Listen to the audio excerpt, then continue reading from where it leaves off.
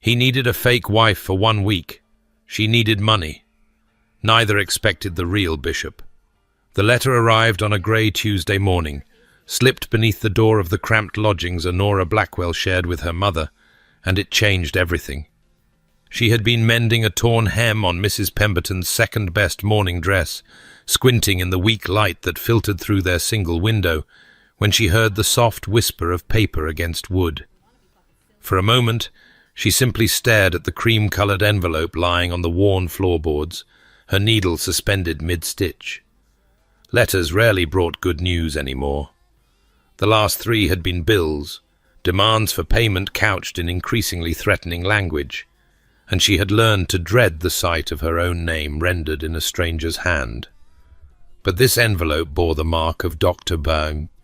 Hartley, the physician who attended her mother, and Honora set aside her work with fingers that trembled only slightly. She read it standing by the window, her lips pressed into a thin line that grew thinner with each sentence. Dear Miss Blackwell, I write regarding your mother's condition, which I fear has deteriorated more rapidly than anticipated.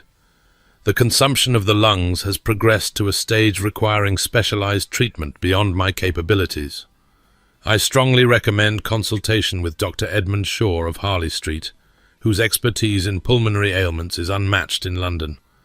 I must be frank with you, as I know you prefer plain speaking. Without such intervention, I cannot in good conscience offer hope for Mrs. Blackwell's recovery. Dr. Shaw's fees are considerable. I estimate treatment would cost no less than £40, with ongoing care adding substantially to that sum. I am sorry to be the bearer of such difficult news. Please do not hesitate to call upon me if I can be of any assistance. Your servant, Dr. William Hartley. £40. Honora read the number 3 times, as if repetition might somehow change it. £40, when she had exactly £2, 7 shillings, and 4pence to her name. When the rent was due in 6 days, and Mrs. Pemberton's dress would bring only 3 shillings. When the Aldrich family, whose 3 daughters she taught pianoforte every Tuesday and Thursday, had announced just last week that they were leaving London for Manchester, taking with them the guinea a month that had been the foundation of her precarious income. She looked across the small room to where her mother slept, propped on pillows to ease her breathing, her face pale as the linen beneath her cheek. Eleanor Blackwell had once been beautiful, not merely pretty, but genuinely beautiful, with the kind of delicate features and graceful bearing that had captivated a prosperous merchant and secured a life of comfort. That comfort had vanished with her husband's gambling debts, and the beauty had faded under the weight of grief and illness. But when Eleanor smiled, traces of it lingered still. She was not smiling now. She rarely smiled any more. Honora folded the letter with precise movements and tucked it into her pocket. Then she returned to Mrs. Pemberton's hem, because the dress was due tomorrow, and 3 shillings was 3 shillings, and she had learned long ago that wallowing in despair accomplished nothing. But as she worked, her mind turned over possibilities like stones in a stream, searching for anything solid enough to build upon. She could seek additional pupils, but families wealthy enough to employ a music teacher had largely fled London for the countryside now that the season had ended. She could take in more mending, but her eyes already ached from close work in poor light. She could apply for a position as a governess or companion, but such positions required references, time for correspondence, weeks of waiting, while her mother's lungs struggled and failed. £40. It might as well have been 400. By the time she finished the hem and hung the dress carefully to await morning delivery, a desperate plan had begun to form in her mind. Not a good plan. There were no good options left, but a plan nonetheless. She would visit the employment agency on Cheapside. Mrs. Barrow's establishment was not entirely respectable. Everyone knew that, and the positions she placed often required flexibility in matters of propriety. But Mrs. Barrow paid quickly and asked few questions, and Honora was long past the luxury of reputation. Whatever was required of her, she would do it. For £40, she would do almost anything. The offices of Barrow Employment occupied the upper floor of a building that had seen better decades, accessible only through a narrow staircase that smelled of cabbage and despair. Honora climbed it with her shoulders squared and her chin lifted, wearing her mother's good grey dress taken in and updated with fresh ribbon, and carrying herself with the bearing of a woman who had once been welcomed in respectable drawing rooms. The bearing, at least, cost nothing. Mrs. Barrow was a stout woman with sharp eyes and an unfortunate taste for purple silk, and she looked Honora over with the assessing gaze of a horse trader examining a potentially promising mare. "Miss Blackwell, isn't it? You've come before. Pianoforte lessons, as I recall." "I find myself in need of a more immediately lucrative position," Honora said, pleased that her voice emerged steady. "Something temporary, perhaps, but well compensated." "They all want well compensated." Mrs. Barrow sniffed and shuffled through a stack of papers on her cluttered desk. "Well compensated don't grow on trees, Miss Blackwell. You're too old for nursery work, too plain for—" She stopped, squinting at something in her pile, and her expression shifted to something calculating. "Actually, there might be something. Came in this morning. Most peculiar request. A gentleman seeking a, how did he put it, a temporary companion of respectable bearing for 1 week at a country estate." Honora felt her stomach tighten. "A companion?" "Don't look at me like that, girl. The notice specifically mentions separate chambers and no impropriety." Mrs. Barrow peered at the paper. "Says the lady must be educated, presentable, and capable of maintaining a convincing fiction, willing to compensate generously." She looked up. £50 for 1 week's work. £50. The sum hung in the air between them, obscene in its magnitude. £50 was more than a governess earned in a year. £50 would pay for Dr. Shaw, for medicine, for 3 months' rent, for everything her mother needed, and more besides. "What fiction?" Honora asked carefully. "Doesn't say. You'd have to ask him yourself. The gentleman's solicitor, a Mr. Whitmore, is conducting interviews today. You're presentable enough, and educated too, unless I miss my guess. Good family fallen on hard times?" "Something like that." Mrs. Barrow wrote an address on a scrap of paper and pushed it across the desk. 2 o'clock, if you're interested. "And Miss Blackwell?" She leaned forward with a knowing look. "If the position requires more flexibility than you're willing to provide, you're free to refuse. But if it's all above board, take it. Offers like this don't come twice." Honora took the paper. Her hand was trembling now, just slightly, and she tucked it into her reticule before Mrs. Barrow could notice. "Thank you," she said, and descended the cabbage-scented stairs with her heart pounding against her ribs. The address led to a solicitor's office in a more respectable quarter of the city, though the building itself was modest and the furnishings worn. Honora arrived precisely at 2 o'clock and was shown into a small waiting room already occupied by 3 other women. A flaxen-haired beauty in an expensive dress, a matronly widow in unrelieved black, and a nervous young thing who couldn't have been more than 18.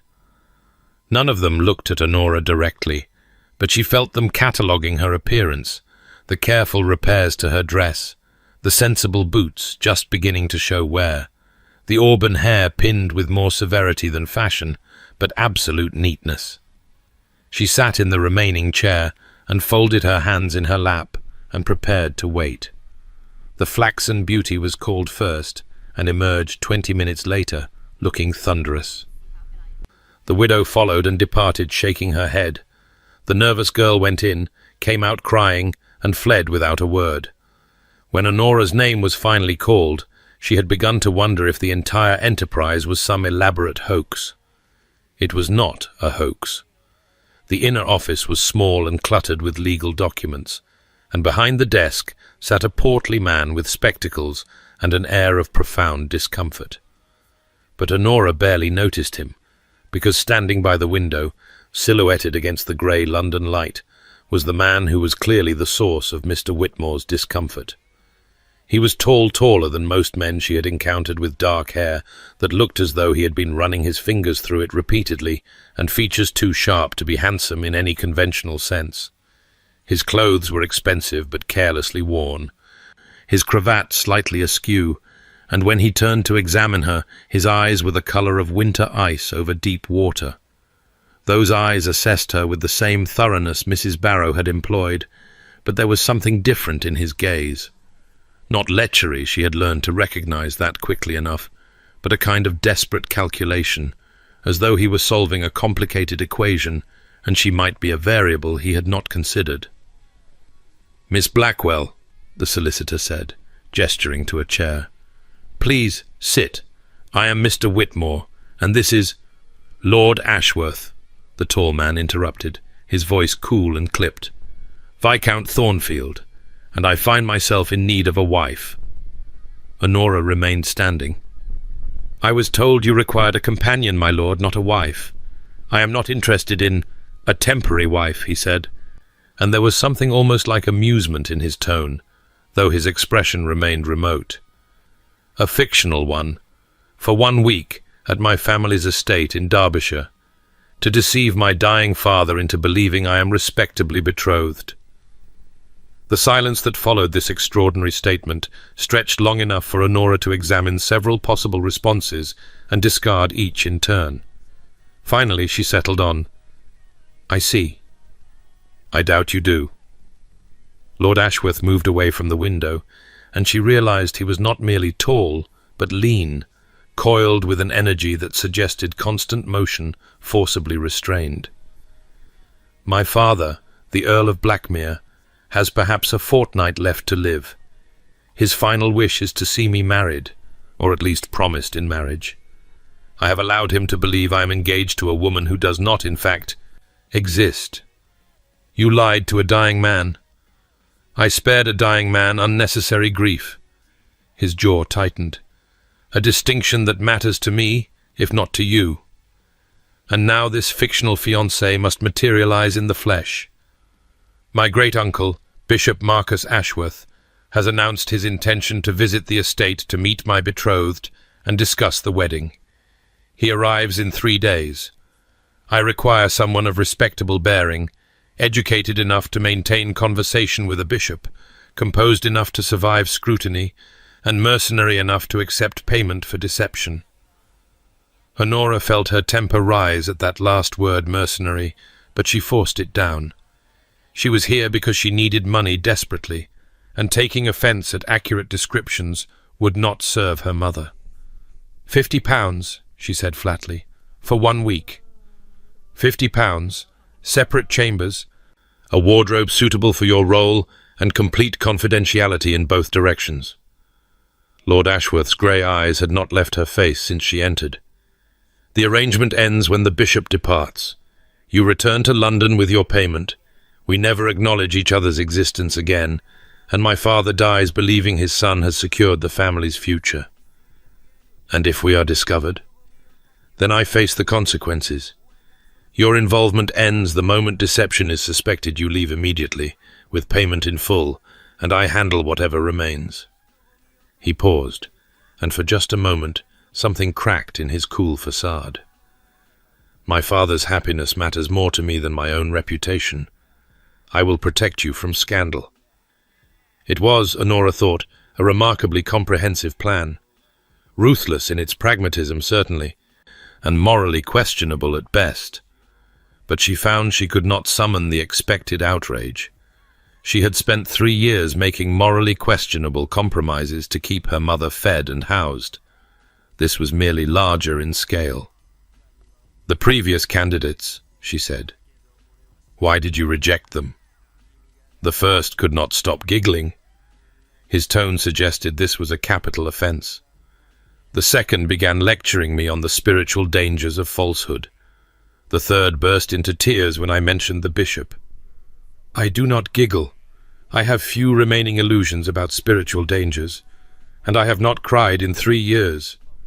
Honora lifted her chin. "I have a condition, however." Lord Ashworth's eyebrows rose. "You are in a position to make demands.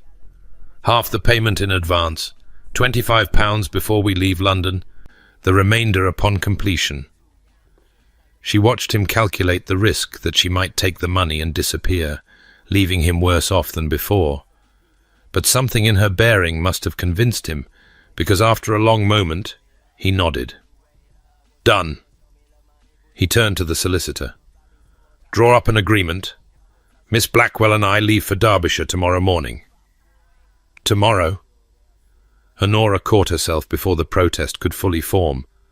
Her mother would need to be told something, arrangements made for her care, but £25 would cover a nurse for a fortnight, would pay Dr. Shaw's initial consultation, would buy time she desperately needed. "I will require the evening to settle my affairs." "Then settle them." Lord Ashworth's expression remained unreadable. "A carriage will collect you at 7 o'clock. Pack lightly, anything you need will be provided." He paused at the door, looking back at her with those winter-grey eyes. "You should know, Miss Blackwell, that I do not expect this to be pleasant. My family's situation is complicated. But I will not require anything of you beyond a convincing performance of affection." "I should hope not, my lord. I am not a very affectionate person." Something flickered across his face, surprise perhaps, or reluctant amusement. "No," he said slowly. "I don't imagine you are." And then he was gone, leaving Honora alone with the bewildered solicitor and the dawning realization that she had just agreed to spend a week pretending to love a stranger. For £50, she reminded herself, for her mother. She could pretend anything for that. The carriage that arrived at 7 o'clock the following morning was far finer than anything Honora had ridden in since before her father's death. Gleaming black lacquer, matched grey horses, a footman in livery who handed her inside with expressionless courtesy. She had spent the night alternating between practicalities and second thoughts, arranging for Mrs. O'Brien from the floor below to look in on her mother, leaving £20 with the physician's office for immediate treatment, packing her few presentable items in a battered valise. Her mother, thankfully, had been too tired to ask many questions.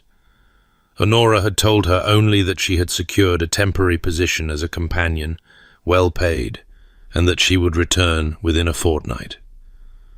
Eleanor Blackwell had pressed her daughter's hand and whispered something about opportunities and providence, and Honora had kissed her forehead and tried not to think about the lies already accumulating. Now, settling onto velvet cushions across from Lord Ashworth, who had nodded once in acknowledgement and immediately returned his attention to a sheaf of papers, she allowed herself to examine her new employer more carefully. He was not handsome. She had established that yesterday. But there was something compelling about his face nonetheless, a kind of fierce intelligence in the sharp planes of cheek and jaw, in the dark brows drawn together over those remarkable grey eyes. He was dressed more carefully today, his cravat properly tied, his coat of excellent cut and quality, but he still radiated an energy that seemed barely contained by social convention. "You may stop cataloguing my defects," he said without looking up. "I am well aware of them."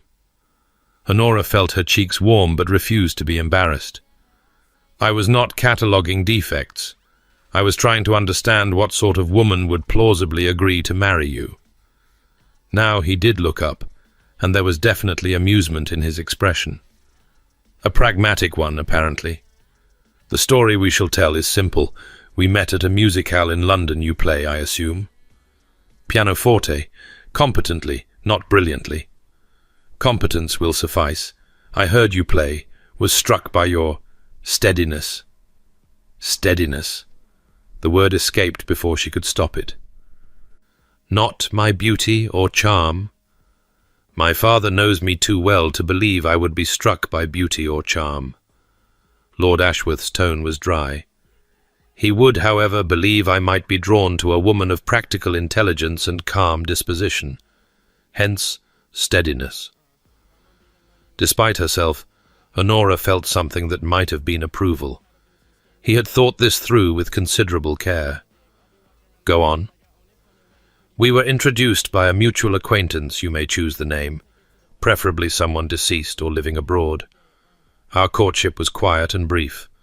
I proposed 3 weeks ago. You accepted. The wedding is planned for spring. Why spring? Because my father will not live until spring, and the engagement will end with my grief. He said it flatly, without self-pity, but Honora heard the pain beneath the words. You will return to London. The supposed wedding will be quietly postponed and then cancelled, and life will continue. Your uncle, the bishop, will he not find it strange that he never met me before the engagement? Marcus has been travelling extensively missionary work in various remote locations. He has not been to England in nearly 3 years. His sudden return is unexpected. Something flickered in Lord Ashworth's expression. Inconvenient. You sound as though you do not care for him. I respect him enormously, which is precisely the problem. He set aside his papers with a sigh. My uncle is not the comfortable elderly bishop I led my father to expect would give us a blessing from afar. He is sharp, perceptive, and genuinely devout. He will not be easy to deceive. Honora absorbed this information with growing unease. Then why is he coming? If he has been abroad for 3 years, my father wrote to him, begged him to return for the wedding of his only surviving son. Lord Ashworth's jaw tightened. I could hardly tell my dying father that there would be no wedding, that I invented a fiancé because I could not bear to break his heart with the truth. Which is? That I have no intention of ever marrying. The statement fell between them, stark and uncompromising. Honora waited for an explanation, a tale of lost love, perhaps, or some scandal that had soured him on matrimony, but none came. Lord Ashworth simply returned to his papers, his expression closed and forbidding. Very well. She did not need his secrets. She needed only to play her part convincingly enough to earn her £50. The rest of the journey passed in near silence, broken only by stops to change horses and take refreshment. Honora watched the scenery transform from London's crowded streets to open countryside, green and rolling under the grey autumn sky. She had not left the city since her father's death, and she had forgotten how beautiful England could be when one escaped the soot and noise. By the time they reached Derbyshire, late afternoon light was slanting golden across hills dotted with sheep, and Honora found herself almost peaceful. Almost. Then the carriage crested a rise, and she saw Ashworth Hall for the first time.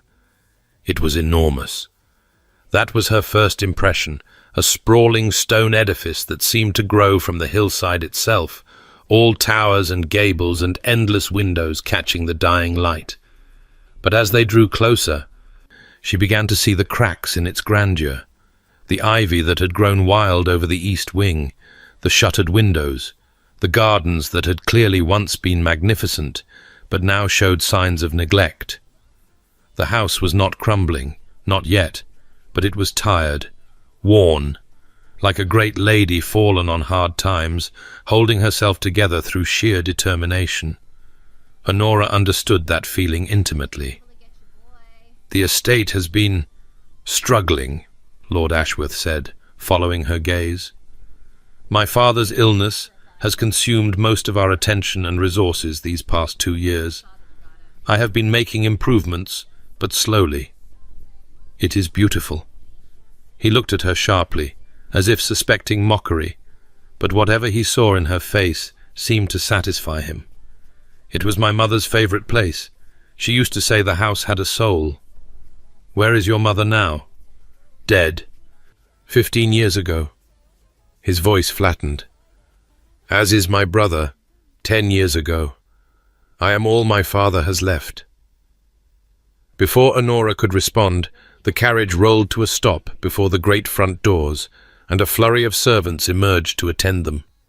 She had a brief impression of an elderly butler with kind eyes, a housekeeper in crisp black bombazine, footmen and maids arrayed with the precision of a small army, all watching her with undisguised curiosity. And beyond them, framed in the doorway and clutching the arm of a young footman for support, stood an old man with Sebastian's grey eyes and Sebastian's sharp features, softened by age and illness, but blazing with a joy that struck Honora like a physical blow. "My boy," the Earl of Blackmere said, his voice cracking, "you've brought her. You've finally brought her home." Lord Ashworth Sebastian stepped forward and embraced his father with a gentleness that seemed at odds with everything Honora had observed of him thus far. "Father, you should not be out of bed." "Nonsense! I would not miss this for anything." The Earl pulled back, his trembling hands still gripping his son's arms, and turned those eager eyes on Honora. "Miss Blackwell, my dear Miss Blackwell, let me look at you." Honora approached and curtsied, her throat suddenly tight. She had prepared for scrutiny, for suspicion, for the need to perform. She had not prepared for love, this desperate, radiant love that shone from the Earl's face as he looked at the woman he believed would make his son happy. "My lord," she said softly, "I am honored to meet you at last." "Honored?" The Earl laughed, a thin sound that dissolved into coughing. When he recovered, his eyes were wet. "My dear girl, the honor is entirely mine. Sebastian's letters spoke of your grace and intelligence, but he failed to mention how lovely you are." She felt Sebastian stiffen beside her. His letters. Of course there had been letters. How else could he have maintained the fiction of an engagement? "My son is not given to flowery compliments," the Earl continued, threading his arm through Honora's and beginning to lead her inside. "But I see he chose well. Come, Mrs. Bradley has prepared tea, and you must be exhausted from your journey. Sebastian, see that Miss Blackwell's things are taken to the blue room." "The blue room?" Sebastian's voice carried a note of surprise. "The room next to yours, yes." The Earl's smile was impish despite his obvious frailty. "You are engaged, after all. Propriety allows for some proximity." Honora glanced back at Sebastian and saw her own alarm mirrored in his face. Proximity had not been part of the plan, but there was nothing to be done about it now. The Earl was already guiding her through a grand entrance hall, past portraits of ancestors and suits of armor and centuries of accumulated grandeur, chattering happily about wedding preparations and guest lists, and how delighted the county would be to meet Sebastian's bride. It occurred to Honora, with growing horror, that this deception was going to be considerably more complicated than she had anticipated. The blue room was beautiful. That was the first thing Honora noticed when she was finally released from the Earl's enthusiastic company, a large, airy chamber decorated in shades of cornflower and cream, with tall windows overlooking the neglected gardens and a canopied bed that could have slept four. The second thing she noticed was the connecting door to the adjoining room.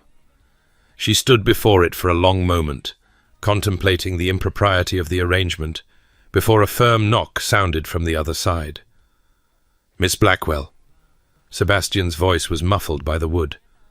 "May I speak with you?"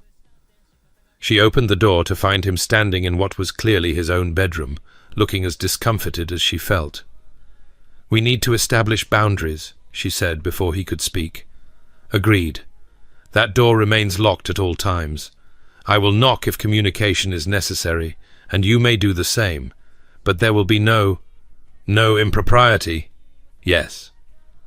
Honora studied his face, searching for any sign of ulterior motive, and finding only genuine awkwardness. "Your father seems very pleased." Something cracked in Sebastian's expression. "He has been planning this since the moment I wrote to him about you, the fictional you." He ran a hand through his hair. "I did not expect him to be so happy, alive." The word came out rough, almost broken. "The physicians said he had weeks at best, perhaps days. I thought I would bring you here, introduce you briefly, let him believe his son was settled, and then he stopped, unable to continue. And then he would pass peacefully, and the deception would end. Yes. Sebastian turned away, moving to the window of his room, his shoulders rigid. Instead, he has rallied. He has plans. The bishop is coming, and there will be dinners and introductions and God knows what else, and I have trapped us both in a lie that was only meant to give a dying man comfort. Honora should have felt resentment at being caught in someone else's desperate scheme. Instead, she found herself moving through the connecting doorway, standing in his room, closer than propriety allowed. "He loves you," she said quietly. "That is why he rallied. He has something to live for now." Sebastian's laugh was bitter. "Yes, a fiction."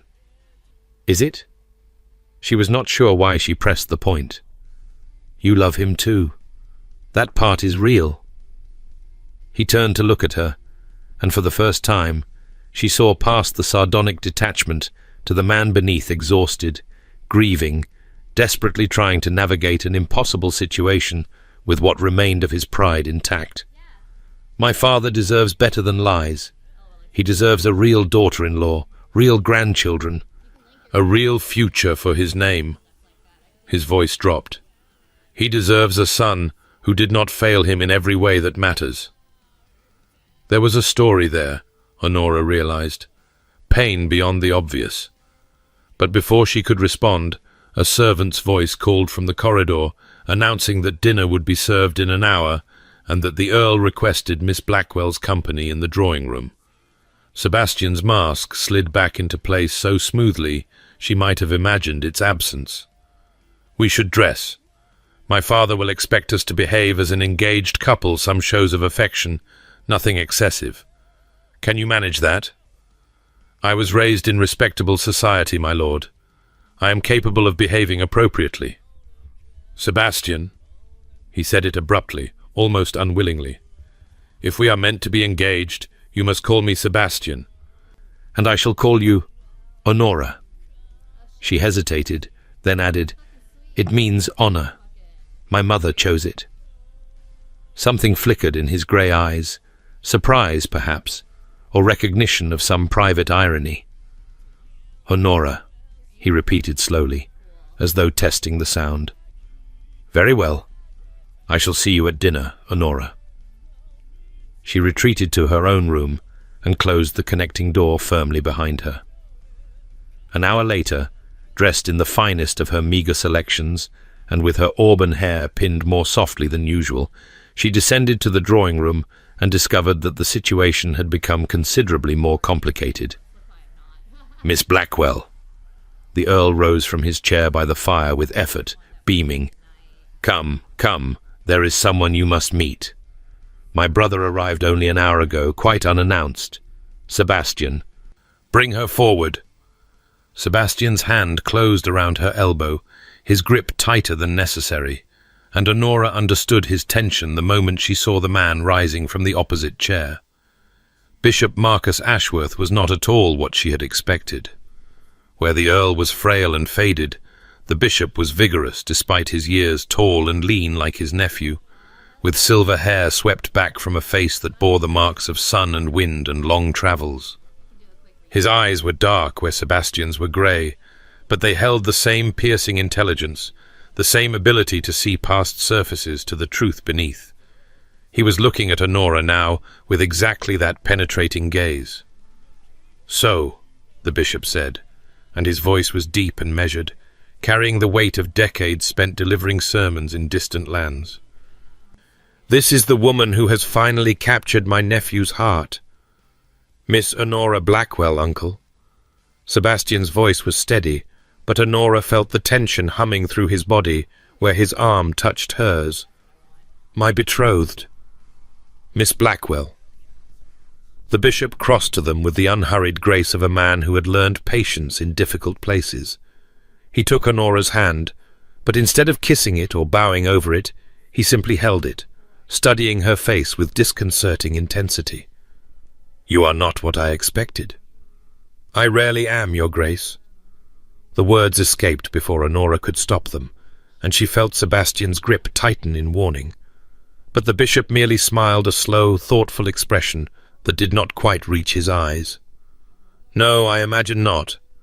My brother has told me a great deal about you, Miss Blackwell. His letters have been quite enthusiastic. Letters from a father about his son's betrothed are not always reliable," she replied carefully. "Love makes us see what we wish to see." "Indeed it does." The bishop released her hand and stepped back, his gaze moving between her and Sebastian. "I look forward to learning more about you during my visit. I find that the truth of a person reveals itself most clearly over time." There was no mistaking the emphasis on that word, truth. Honora kept her expression pleasant and her spine straight, but inside, ice was forming around her heart. This man saw too much. This man would not be easily deceived. "I welcome your scrutiny, Your Grace," she said, and was proud that her voice did not waver. "I have nothing to hide." The bishop's smile deepened, and for a moment, Honora thought she saw something almost like approval in his dark eyes. "We shall see, Miss Blackwell. We shall see." Dinner was an exercise in sustained performance. The Earl insisted Honora sit beside him, peppering her with questions about her family, her interests, her hopes for the future. She answered with carefully edited truths. Her father had been a merchant, yes, quite prosperous before his death. Her mother was unwell, unfortunately, which had prevented her from travelling to Derbyshire. She played pianoforte and enjoyed reading, and had always dreamed of a quiet life in the country. The last was not entirely a lie. She had dreamed of such things once, before dreams became luxuries she could not afford. Sebastian sat across from her, playing his part with surprising skill, an occasional touch to her hand when she passed him the salt, a softening of his voice when he spoke to her, a look in his grey eyes that might almost have been tenderness. He was a better actor than she had anticipated, and she found herself wondering how much of his sardonic coldness was genuine and how much was performance of a different kind. The bishop, seated at the foot of the table, said little but observed everything. His dark eyes tracked every interaction, every glance, every hesitation. When Honora reached for her wineglass at the same moment Sebastian did, and their fingers brushed, she could feel the bishop noting the contact and filing it away for later analysis. By the time the meal ended, and the ladies, such as they were, since Honora was the only one retired to the drawing room while the gentlemen took port, her nerves were stretched to breaking point. She stood by the window, looking out at the moonlit gardens, and tried to remember why she had agreed to this madness. £50, her mother's treatment, a chance at life instead of slow decay. It had seemed so simple in London. "Miss Blackwell." The bishop's voice came from directly behind her, and she managed not to startle only through sheer force of will. "You seem troubled." "Not troubled, Your Grace. Merely tired from the journey." "Ah."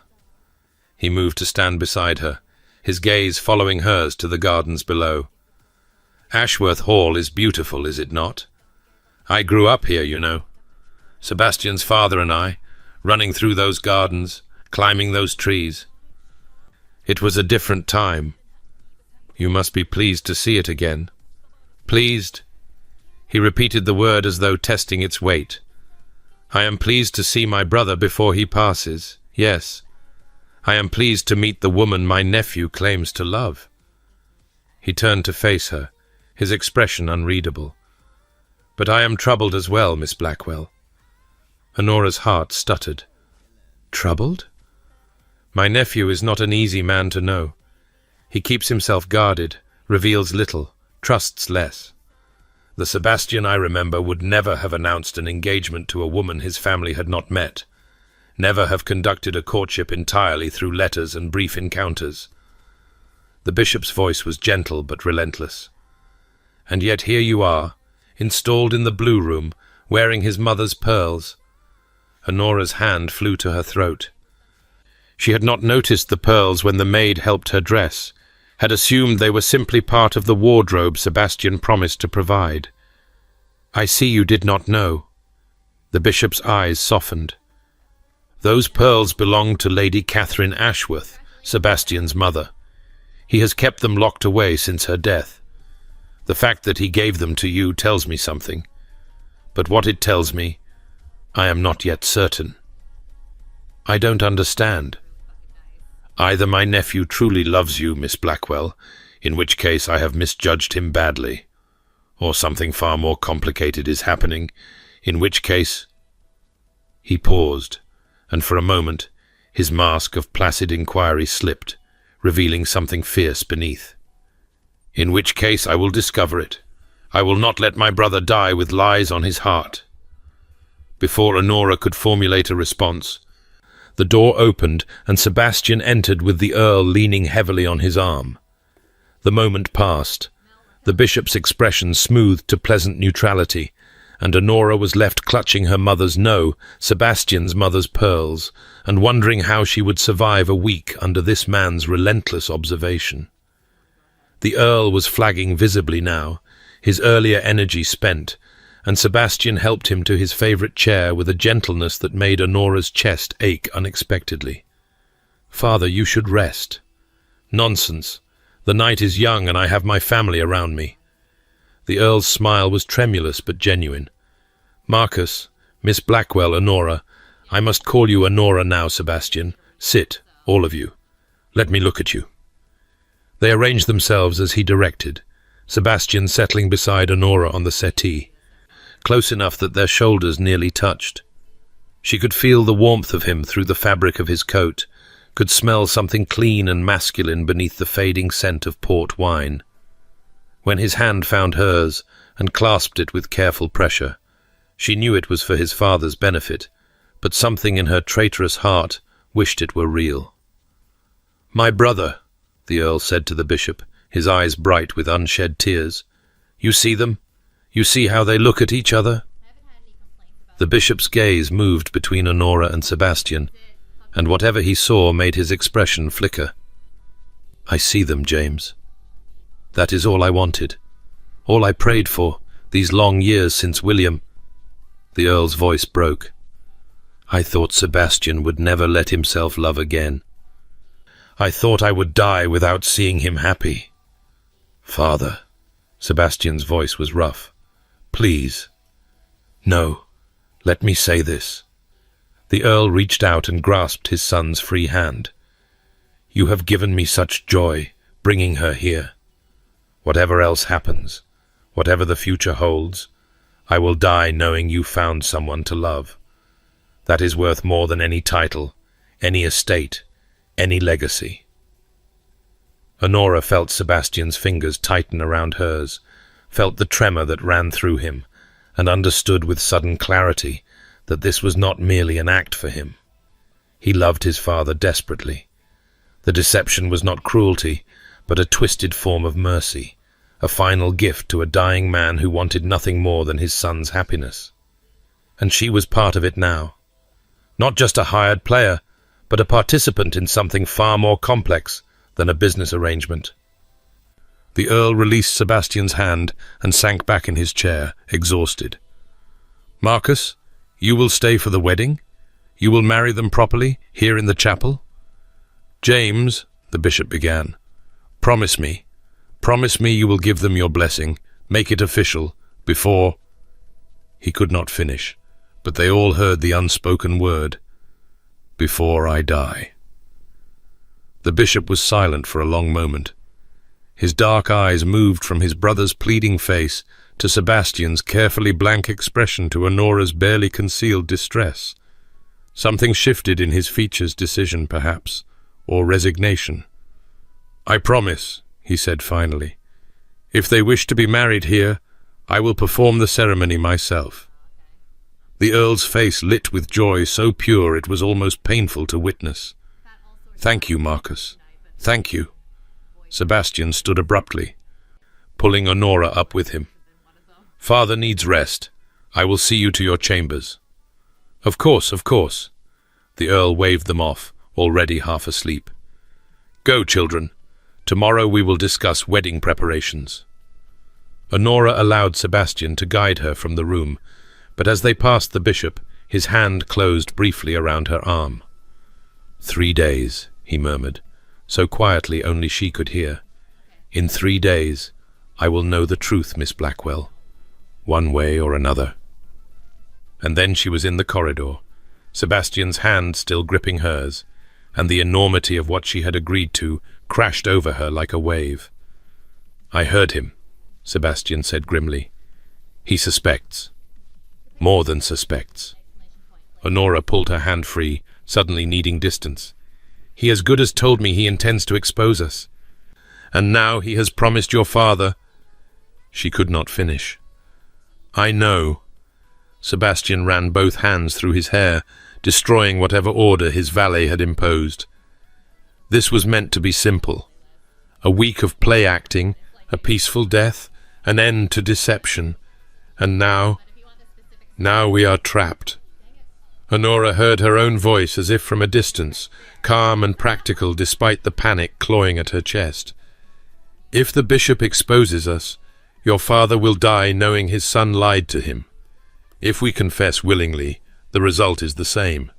And if we actually marry, we would be bound for life to a stranger." Sebastian's laugh was hollow. "A stranger I hired to play a part.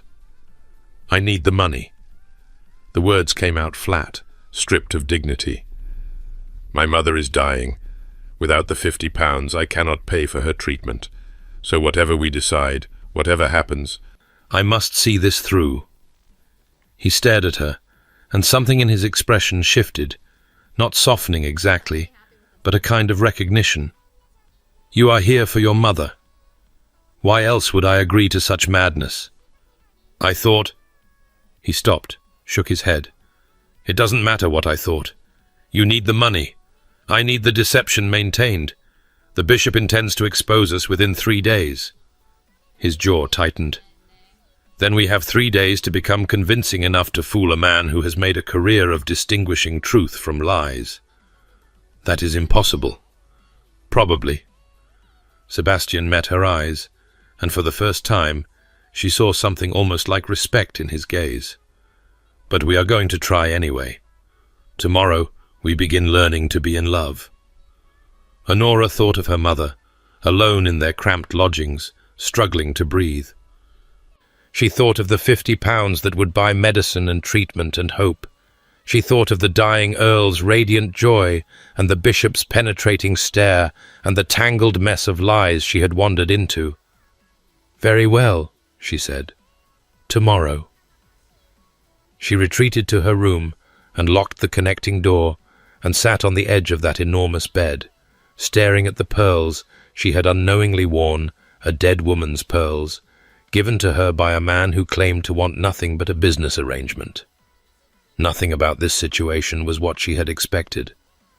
And as she finally lay down to sleep, Honora Blackwell found herself wondering whether she would survive the week with her heart intact, or whether the deception she had agreed to was already becoming something far more dangerous than pretense. The first lesson in love began at breakfast. Honora descended to find Sebastian already seated at the table, dark circles under his eyes suggesting a night as sleepless as her own. The Earl had not yet risen. Mrs. Bradley, the housekeeper, informed them gently that his lordship was having a difficult morning and would take breakfast in his chambers. But the bishop was present, dressed in clerical black, watching them over the rim of his teacup with those dark, discerning eyes. "Good morning, Miss Blackwell." Sebastian rose as she entered, and before she could react, he crossed to her and pressed a kiss to her cheek. His lips were warm against her skin, the contact brief but deliberate, and she felt heat flood her face despite herself. "Good morning," she managed, and was proud that her voice emerged steady. "I trust you slept well?" He guided her to the chair beside his hand resting briefly at the small of her back. The touches were calculated, she knew, designed to present a picture of comfortable intimacy for the bishop's benefit, but her body did not seem to understand the distinction. Her skin tingled where his fingers had pressed. "Tolerably well, thank you." She accepted tea from a footman and focused her attention on the array of dishes before her, selecting toast and eggs with careful deliberation. Anything to avoid meeting the bishop's steady gaze. "I thought we might walk in the gardens this morning," Sebastian said, spreading marmalade on his bread with studied casualness. "The weather is fine, and you mentioned wanting to see the roses." She had mentioned no such thing, but she recognized her cue. "That would be lovely. I have heard so much about your mother's rose garden. Lady Catherine planted it herself the year Sebastian was born." The bishop's voice was mild, conversational, but Honora detected currents beneath the surface. She used to say the roses were her other children. She tended them more carefully than some mothers tend their offspring. Sebastian's hand tightened on his butter knife. "My mother had a gift for growing things." "She did indeed, and for seeing things others missed." The bishop set down his teacup. "I find myself curious, Miss Blackwell, about how you and my nephew came to know one another. The letters from my brother spoke of a musicale, but I confess I find it difficult to imagine Sebastian attending such an event willingly." "I was coerced." Sebastian's tone was dry. "Lady Pemberton threatened to revoke my invitation to her husband's shooting party if I did not attend at least one of her entertainments. I chose the musicale as the least objectionable option. And there you encountered Miss Blackwell. She was playing a Beethoven sonata, badly." Honora's head snapped toward him. "I beg your pardon?" "You were nervous." Sebastian met her eyes, and there was something almost like warmth in his expression. "You rushed the opening passage and fumbled the transition in the second movement, but the third movement—" He paused, as though recalling something genuinely meaningful. "The third movement, you played as though you had forgotten anyone was listening, as though the music had consumed you entirely. I could not look away." It was fiction, of course. The entire story was invention. But something in his voice made it sound real, made her feel as though she had actually sat before a pianoforte in a crowded drawing room and poured her soul into a piece she loved, while a dark-haired stranger watched from the corner. "I did not notice you that evening," she said slowly, playing her part. "I was too mortified by my mistakes. You noticed me later, at the supper interval, when I told you that perfection was boring and passion was infinitely more interesting." The bishop was watching this exchange with undisguised fascination. A remarkably unconventional compliment. "My nephew has never been conventional." Sebastian's father's voice came from the doorway, and they all turned to see the Earl being helped into the room by his valet. He looked worse than he had the previous evening, paler, thinner, his movements slow and careful, but his eyes were bright with pleasure. "Tell them about the letters, Sebastian. Tell them how you wooed her." "Father, you should be resting." "I have rested enough for 3 lifetimes." The Earl allowed himself to be settled into his chair at the head of the table, waving away the footman's offer of food. "Just tea and conversation. That is all the nourishment I need." Sebastian's jaw tightened, but he continued the story with apparent reluctance. "I wrote to her, after the musicale. I could not stop thinking about that third movement, about the woman who had played it with such unguarded emotion. I wanted to know what else she felt so deeply about." "He asked me about everything," Honora added, surprising herself with the ease of the lie. "Books I had read, places I wished to visit, thoughts I had never shared with anyone. His letters were—" She hesitated, searching for the right word, and found herself speaking something unexpectedly true. They were demanding. He did not want polite pleasantries. He wanted to know who I really was. "And did you tell him?" The bishop leaned forward slightly. "Did you reveal your true self in these letters?" Honora felt the trap in the question. If she claimed to have shared everything, the bishop would test that claim. If she admitted to holding back, he would wonder what she was hiding. "I told him more than I had told anyone since my father's death," she said carefully. "Whether that constitutes my true self, I cannot say. I am not certain anyone can fully know another person through correspondence alone." Wisely spoken. The bishop sat back, his expression thoughtful. "Letters can deceive as easily as they reveal. The written word allows for careful construction, for presenting only what we wish to be seen." "All communication allows for that," Sebastian said sharply. "Speech as easily as writing. The question is not whether deception is possible, but whether it is intended." "And in your case, was deception intended?" The room fell silent. Honora felt the weight of the question pressing against her chest, felt the danger of it like a blade held to her throat. The bishop knew. He must know. This was the moment when everything would unravel. "I intended to make her love me." Sebastian's voice was quiet but steady.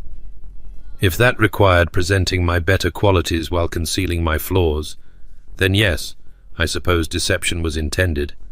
But I challenge any man in love to claim otherwise." The Earl laughed, a thin sound that dissolved into coughing. When he recovered, he reached across the table to grip his son's hand.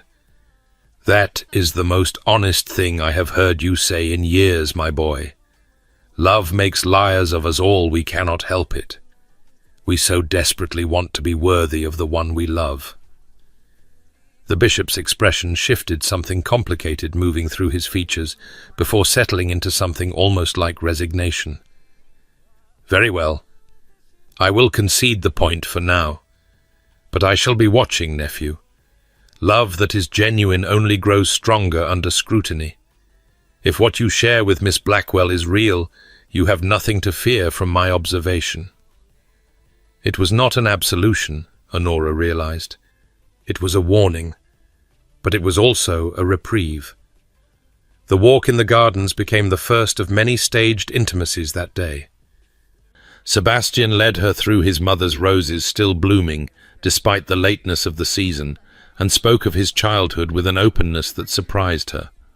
Some of it was clearly invention, designed for any watching servants to report back to the household. But other details felt genuine. The tree he had fallen from at age 7, breaking his arm. The pond where he and his brother had caught frogs. The bench where his mother used to sit and read aloud while her sons played at her feet. "Your brother," Honora said quietly, as they paused before a particularly magnificent climber, its blossoms a deep and velvety red. "Your father mentioned him last night." "William?" Sebastian's expression shuttered. "Yes. You do not have to tell me. But if the bishop asks, the bishop knows exactly what happened to William. He presided at the funeral." Sebastian reached out and touched one of the roses, his fingers gentle on the delicate petals. "My brother fell in love with a woman our father considered unsuitable. The daughter of a merchant, ironic, given our present circumstances.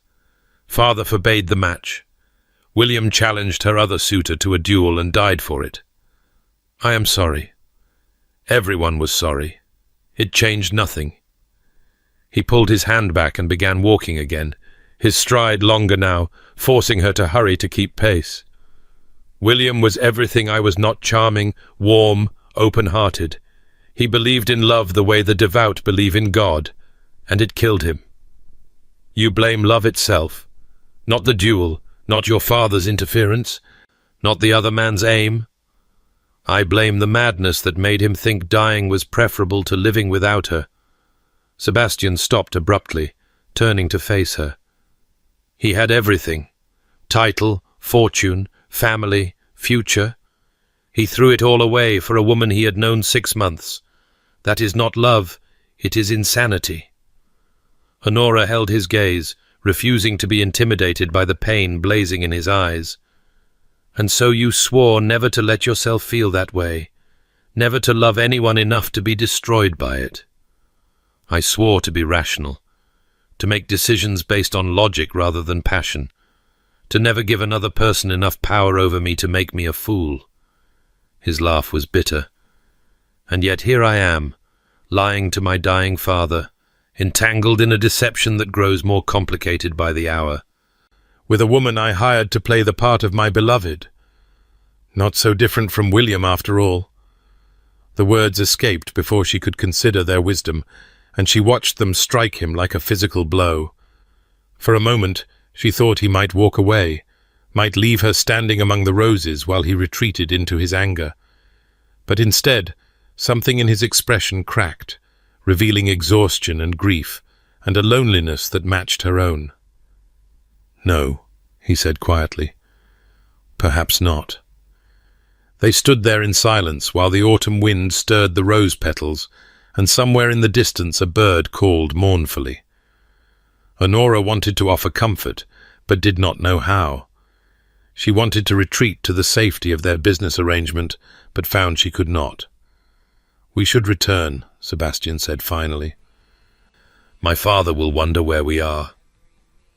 They walked back to the house side by side, not touching, not speaking, but something had shifted between them nonetheless. Some wall had cracked, some barrier had lowered, and Honora found herself wondering whether the danger she faced was not the bishop's scrutiny after all, but something far more treacherous, the growing suspicion that the man beside her was not merely a means to £50, but a person she might actually come to understand. The afternoon brought a new challenge: the arrival of Sebastian's cousin, Mr. Harold Ashworth. Harold was a fleshy man in his middle 40s, with small eyes and a smile that never quite reached them. He presented himself as concerned family, travelling all the way from London upon hearing of the Earl's decline, but Honora recognized immediately what he truly was: a circling vulture, waiting for death to grant him what life had denied. "The estate," Sebastian murmured to her, as they watched Harold greet the Earl with effusive false sympathy. "If I die without heirs, Harold inherits everything. He has been waiting for that outcome since William's death. And if you marry, then any children of mine displace him in the succession. He has considerable motivation to ensure this engagement fails." Harold's gaze slid to Honora across the room, assessing and cold despite his smile. "Miss Blackwell, is it? I don't believe I know the name. Your family is from Hampshire, originally." The lie came easily. She had prepared for this question. "Though we have lived in London these past many years." "Hampshire, how charming." Harold's tone suggested it was anything but. "And your father's profession?" "He was a merchant, quite successful before his death." Something flickered in Harold's expression. Triumph, perhaps, or anticipation. A merchant. How interesting. "Sebastian, I had no idea your tastes ran to trade." "My tastes run to intelligence and strength of character." Sebastian's voice was ice. "Both qualities in short supply among the daughters of the nobility I have encountered. Still, one must consider appearances. The Ashworth name carries certain expectations. The Ashworth name will be carried by my children, not by the reputation of their maternal grandfather." Sebastian rose from his chair, and Honora saw the dangerous tension in his posture. "If you have concerns about my choice of bride, Harold, I suggest you keep them to yourself. You are here as a guest, not an advisor." Harold's smile tightened. "Of course, cousin. I meant no offense. I merely thought Miss Blackwell should understand the challenges she faces in entering our family." "The challenges I face," Honora said, surprised by the steel in her own voice, "are of no concern to those outside this house. My understanding with Lord Ashworth is between the two of us, and we are quite content with it." The room went silent. She felt the bishop's gaze on her, felt the Earl's delighted attention, felt Sebastian's surprise radiating from his position beside her. She had overstepped. She was meant to be quiet and agreeable. A convenient fiction, but something about Harold's sneering condescension had awakened the part of her that had once argued politics with her father's business partners and held her own in rooms full of men who expected women to simper and defer. "Well said." The Earl's voice broke the tension, warm with approval. "Sebastian, you have found yourself a woman of spine. That is worth more than any pedigree." "I quite agree, Father." Sebastian's hand found hers and clasped it firmly. "Miss Blackwell has already demonstrated more character than many ladies of my acquaintance. I am fortunate she agreed to have me." Harold's expression soured, but he had enough sense to retreat into silence. The conversation turned to safer topics: the weather, the upcoming harvest, news from London, and gradually the tension eased. But Honora remained aware of Harold's watching eyes throughout the afternoon, cataloguing her every word and gesture, searching for weaknesses to exploit. He would be a problem. She would need to be careful. That evening, the Earl insisted on music. "Miss Blackwell plays beautifully," he told the assembled company: Harold, the bishop, Mrs. Bradley, who had been invited to join them as a courtesy, and Sebastian, whose expression suggested he would rather be anywhere else. "Sebastian has spoken of it often. Please, my dear, indulge an old man." Honora approached the pianoforte, a magnificent instrument that had clearly been lovingly maintained despite the household's financial struggles, and seated herself on the bench with a sense of unreality. She had not played for pleasure in years.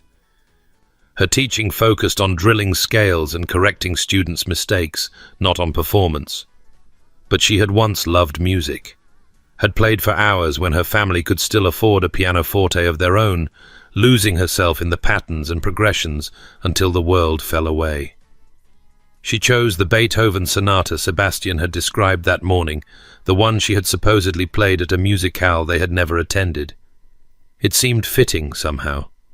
A fiction made real through performance. Her fingers found the opening passage, and she forced herself to slow down, to resist the nervousness that made her rush. The notes rang clear in the drawing room, and she heard the Earl sigh with pleasure. She moved through the second movement with careful attention, avoiding the fumble Sebastian had invented, and then the third movement began, and she forgot to be careful. It was a piece she had played countless times as a girl, when her father still lived and her family still had money and the future still seemed bright with possibility. The melody was fire and grief and longing, written by a man going deaf who could only hear music in his memory, and she had always felt as though she were channeling something larger than herself when she played it. Her fingers flew across the keys. The music swelled and crashed and soared, and somewhere in the midst of it, she became aware that she was crying silent tears sliding down her cheeks as the emotions she had suppressed for 3 long years broke free at last. The final notes faded into silence. For a moment, no one spoke. Then the Earl began to applaud, and the bishop joined him, and even Harold managed grudging acknowledgement. But Honora was looking at Sebastian, who had not moved, who was staring at her with an expression she could not decipher: wonder, perhaps, or recognition, or something even more complicated. "That," the Earl said softly, "is why my son loves you." Honora wiped her eyes with trembling fingers and tried to smile. "Forgive me. I do not usually become so emotional." "Never apologize for feeling deeply." The Earl's voice was fierce despite its weakness. "That is what makes life worth living. Sebastian, help Miss Blackwell to some brandy. She has earned it." Sebastian moved to comply, pressing a glass into her hands with fingers that brushed hers longer than necessary. "You were right," he murmured, low enough that only she could hear. The third movement. "You invented that story," she whispered back. "You could not possibly have known." "I knew." His grey eyes held hers, and something passed between them that she could not name. Sometimes we recognize truth even before we encounter it. She did not know what to say to that. She drank the brandy instead, letting its warmth spread through her chest, and wondered when performance had begun to blur into reality. The following days took on a rhythm that felt increasingly natural despite its foundation in deception. Mornings brought walks in the gardens, where Sebastian shared stories of his childhood, and Honora found herself reciprocating with tales of her own careful versions, edited for propriety, but real nonetheless. The happy years before her father's gambling destroyed everything. The mother who had once been vivacious, and now barely left her bed. The sister who had married young and moved to Scotland, too wrapped up in her own happiness to notice her family's decline. "You are angry with her," Sebastian observed on the third morning, as they walked along the lake's edge. "Your sister. I am practical about her. She saw an opportunity for escape and took it. I cannot blame her for that. But you did not take the same opportunity. You stayed. Someone had to care for our mother." Honora heard the defensiveness in her voice and tried to soften it. "Charlotte is not unkind. She sends money when she can. But she has her own children now, her own concerns. And no room for a spinster sister and an invalid mother. I am hardly a spinster.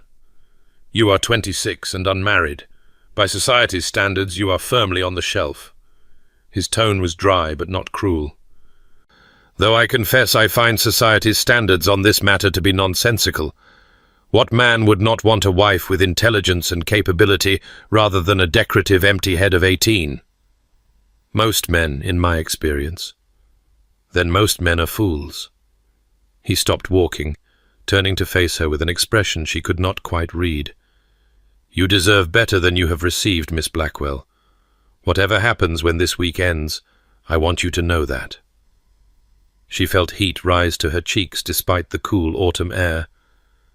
"That is unexpectedly kind." "I am capable of kindness on occasion. Pray do not spread it about my reputation would never recover." She laughed despite herself, and saw answering warmth kindle in his eyes. This was dangerous, she knew. She was beginning to like him, beginning to look forward to their conversations, to the sharp wit that masked a surprisingly thoughtful mind, to the glimpses of vulnerability he showed when he thought she was not watching. She could not afford to like him. He was a means to an end, £50 and nothing more. But as they resumed their walk, his arm brushing hers with easy familiarity, she found the reminder increasingly difficult to believe. The bishop requested her assistance that afternoon. "I require someone to help with correspondence," he explained, leading her to a small study off the main library. "My handwriting has grown uncertain with age, and there are several letters I must send before I depart. Sebastian mentioned you have a steady hand." It was a transparent excuse, and they both knew it. The bishop wanted her alone, away from Sebastian's protective presence, where he could probe and question without interference. Honora sat at the desk he indicated and prepared pen and paper with steady movements. "I am happy to help, Your Grace." "I'm certain you are." He lowered himself into a chair across from her, making no move to dictate any letters. "Tell me, Miss Blackwell, how did you truly come to be engaged to my nephew?" She had prepared for this question. The story was ready on her lips, polished through days of rehearsal. But something in the bishop's gaze made her hesitate, a kindness beneath the scrutiny, a genuine desire to understand rather than merely to expose. "We met as Sebastian described," she said carefully, "at a musicale." "Which musicale? When?" "Lady Pemberton's in July." "Curious. Lady Pemberton's musicales are typically held in January and April. I attended several before my travels began." Honora felt the ground shift beneath her. "Perhaps I am mistaken about the month." "Perhaps." The bishop leaned forward. "Or perhaps the event never happened at all. Perhaps this entire engagement is a construction designed to give a dying man false comfort." She opened her mouth to deny it, to reinforce the fiction, but the words would not come. The bishop's dark eyes held hers, and in them she saw not accusation, but something almost like compassion. "You are not a cruel woman, Miss Blackwell. That much is evident. Whatever brought you to this house, whatever bargain you struck with my nephew, cruelty is not your nature." He paused, letting the silence stretch. "But neither are you a fool. You must know that deception of this magnitude cannot be sustained indefinitely." "I know only that your brother is dying," she said quietly, "and that Sebastian could not bear to break his heart." "By telling him the truth. By telling him there would be no marriage, no grandchildren, no continuation of the family line." She met the bishop's gaze directly. "Sebastian has sworn never to marry. He made that decision when William died, and nothing has shaken it in 10 years. When his father begged for news of a betrothal, Sebastian invented one rather than watch him grieve anew. And you? Where do you fit into this compassionate fiction?" "I needed money." The words came out flat, stripped of any attempt at dignity. "My mother is dying as well, Your Grace. She requires treatment I cannot afford." "Sebastian offered £50 for 1 week of my time, enough to save her life, or at least to prolong it." The bishop was silent for a long moment. When he spoke, his voice was softer than she had yet heard it. "So you are both motivated by love. He by love for his father, you by love for your mother. We are motivated by desperation. Love may be the root of it, but desperation is what drives us now. And if I expose this deception, if I tell my brother the truth—" Honora felt cold dread settle in her stomach, but she kept her voice steady. "Then he will die knowing his son lied to him, and I will return to London with nothing, and my mother will die as well. You will have told the truth, Your Grace. Whether that truth brings more harm or good, only God can judge." She watched the bishop absorb her words, watched the struggle play out across his weathered features. He was a man of faith, she realized, not merely of profession, someone who truly believed in the principles he preached, who genuinely grappled with questions of right and wrong. "You are asking me to become complicit in a lie," he said finally. "I am asking nothing. I am merely explaining the consequences of truth. You are cleverer than you appear, Miss Blackwell." There was respect in his voice now, grudging but real. "And perhaps kinder as well. The music you played last night, that was not a performance for my benefit. That was genuine feeling. Music has always been my solace.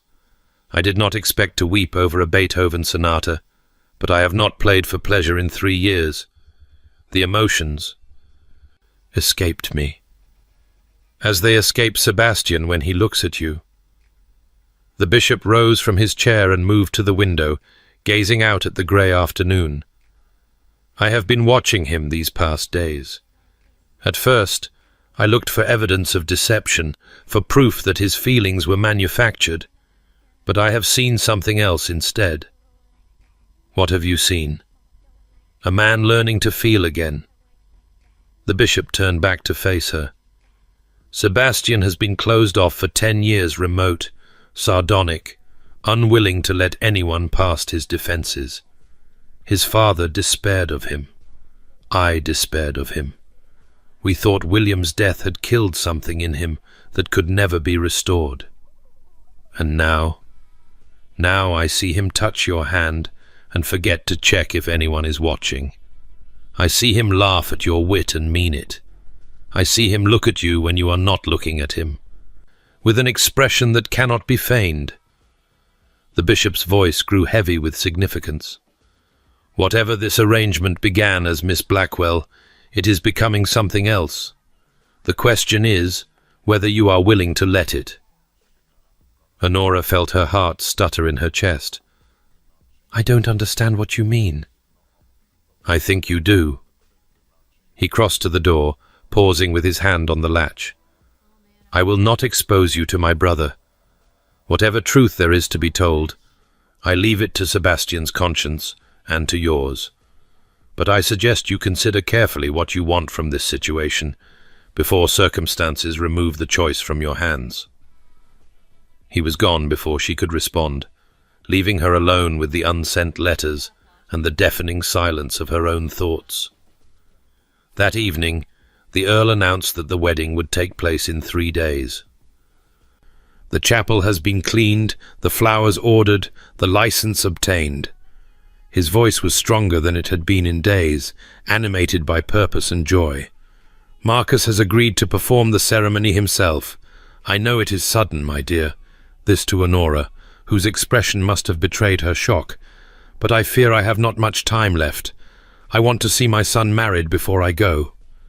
"Father," Sebastian began. "No arguments." The Earl raised a trembling hand. "I have asked for so little from you these past years.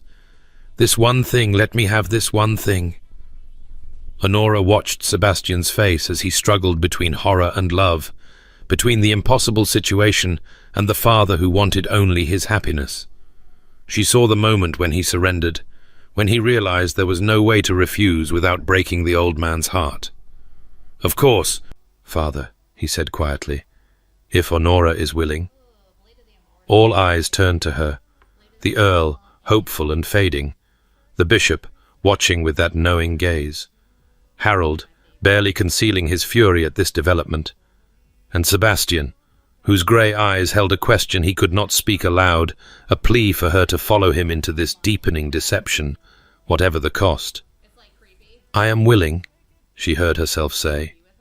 The Earl wept with joy. Sebastian gripped her hand with bruising force. Harold excused himself with barely controlled rage, and the bishop watched it all with an expression of profound uncertainty. That night, Honora paced her room until the candles burned low, trying to understand what she had agreed to. A real marriage, a binding legal contract. All for a dying man's comfort and a £50 payment that suddenly seemed insignificant against the weight of what she had promised. A knock came at the connecting door. She opened it to find Sebastian standing in his shirt sleeves, his cravat discarded, his hair dishevelled from running his hands through it repeatedly. "We need to talk." "Yes." She stepped back to let him enter, propriety forgotten in the face of crisis. "I assume you have a plan." "I have the beginning of one." He paced to the window and back, his agitation visible in every line of his body. "We marry in 3 days. We remain married until my father passes a fortnight at most, according to the physicians. Then we return to London and seek an annulment on grounds of non-consummation. Will that work?" "It should." "The marriage will be unconsummated. I give you my word on that, and an annulment can be obtained quietly, without scandal, if both parties agree." He stopped pacing and turned to face her. "You will receive your £50, plus an additional 50 for the extended deception. I will see to it that you are not disadvantaged by this arrangement." £100. More money than she had seen in years, enough to secure her mother's treatment and their lodgings for months to come. It was everything she needed, and yet she found herself hesitating. "Your father's solicitor," she said slowly. "Mr. Whitmore. I heard you speaking with him yesterday in the study." Sebastian went still. "You heard that?" "I was in the library. Your voice is carried." She met his eyes directly. "You told him you would pay me double to go through with a real ceremony. You were making arrangements before you had even asked me. I was preparing for contingencies. You were assuming I would agree, because I am poor and desperate and easily purchased." The anger that had been simmering since yesterday finally broke free. "Is that all I am to you? A transaction to be managed?" "No." The word came out sharp, almost fierce. "That is not Honora. You must understand." "I understand perfectly." She moved away from him, putting the width of the room between them. "You needed a convenient fiction, and I fit the requirements. Presentable enough to fool your family, poor enough to be bought, practical enough to see it through. I am a solution to a problem, nothing more. That is not true. Sebastian followed her, closing the distance she had created. Yes, I sought someone who could play a part. Yes, money was the incentive. But these past days watching you with my father, hearing you play, seeing the way you refused to be cowed by Harold or anyone else. He stopped, struggling for words. You have become more than a transaction. You have become... What? Her voice was barely a whisper. What have I become? He was close now, close enough that she could see the individual flecks of darker grey in his eyes, close enough that his breath warmed her skin. Someone I do not want to lose. She should step back, should remind him of boundaries and propriety and the business nature of their arrangement, should protect herself from the danger she had felt building since the first day in the rose garden. Instead, she stayed where she was. Sebastian. He kissed her. It was not gentle. It was not careful. It was the kiss of a man who had spent 10 years denying himself the right to feel, finally breaking under the weight of his own restraint. His hands came up to cup her face, his fingers threading through her hair as her careful pins scattered, and she kissed him back with an urgency that matched his own. For one perfect, terrifying moment, everything else fell away. The deception, the money, the dying earl, the watching bishop, all the complications that had brought them to this point. There was only his mouth on hers, and her hands fisting in his shirt, and the heat that blazed between them like wildfire. Then he pulled back, breathing hard, his forehead pressed against hers. I should not have done that. No. Her voice was unsteady. You should not have. I am still paying you. This is still an arrangement. Whatever I feel, whatever is happening between us, it does not change the fundamental inequality of our situation. No. She forced herself to step back, to put distance between them. It does not. He watched her, his expression raw with emotions he usually kept hidden. Honora, we should sleep. She moved to the connecting door and held it open, a clear dismissal. We both need rest, and we need to think clearly about what happens next. He went, pausing at the threshold to look back at her. I meant what I said. You have become more than a transaction. Perhaps. She could not quite meet his eyes. But you are still paying me, and I am still poor. And whatever this is, it cannot be trusted until those facts change. She closed the door between them and leaned against it, her heart pounding, her lips still tingling from his kiss. What had she done? What were they becoming? And how could she protect herself from an attachment that was growing beyond her control? Morning brought a measure of composure, but the memory of the kiss hung between them like smoke, invisible but impossible to ignore. They played their parts at breakfast with careful precision, touching when required, speaking with appropriate warmth, but there was a new tension beneath the performance that Honora felt certain the bishop could see. To his credit, he said nothing. Perhaps he had decided to let events unfold as they would. Perhaps he was simply waiting for the inevitable collapse. The wedding preparations consumed the day. Honora was measured for a gown, a simple but elegant ivory silk that made her feel like a stranger in her own reflection. The chapel was inspected and approved, the flowers arranged, the guest list finalized. A small gathering, the Earl insisted family only, with a few close neighbors to serve as witnesses. Still, Honora counted nearly 30 names on the list and felt panic flutter in her chest. 30 people would witness her marry Sebastian Ashworth. 30 people would believe it real.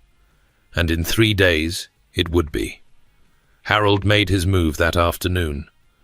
Honora was crossing the entrance hall when she found him waiting, his smile pleasant and his eyes cold. Miss Blackwell? A word, if I may. She wanted to refuse, but recognized the futility. "Of course, Mr. Ashworth." He led her to a small parlor off the main corridor and closed the door behind them, an impropriety that set her nerves on edge. "I have been making inquiries," he said without preamble. "About you. About your family." "Indeed." "Your father was Samuel Blackwell, a merchant who lost his fortune to gambling debts and left his family in poverty. Your mother is an invalid. Your sister fled to Scotland with a minor baronet. And you," he stepped closer, "you have been living in near destitution for 3 years, taking in mending and teaching music to tradesmen's daughters to survive." Honora kept her expression neutral, despite the chill spreading through her chest. "You have been thorough." "I protect my interests." Harold's smile widened. "You are not an appropriate bride for a future earl. The scandal, when it emerges, and it will emerge, Miss Blackwell, I shall see to that will destroy Sebastian's position in society and taint the Ashworth name for generations. Unless you leave, tonight, before the wedding can take place." He reached into his pocket and withdrew a leather purse, which he placed on the table between them.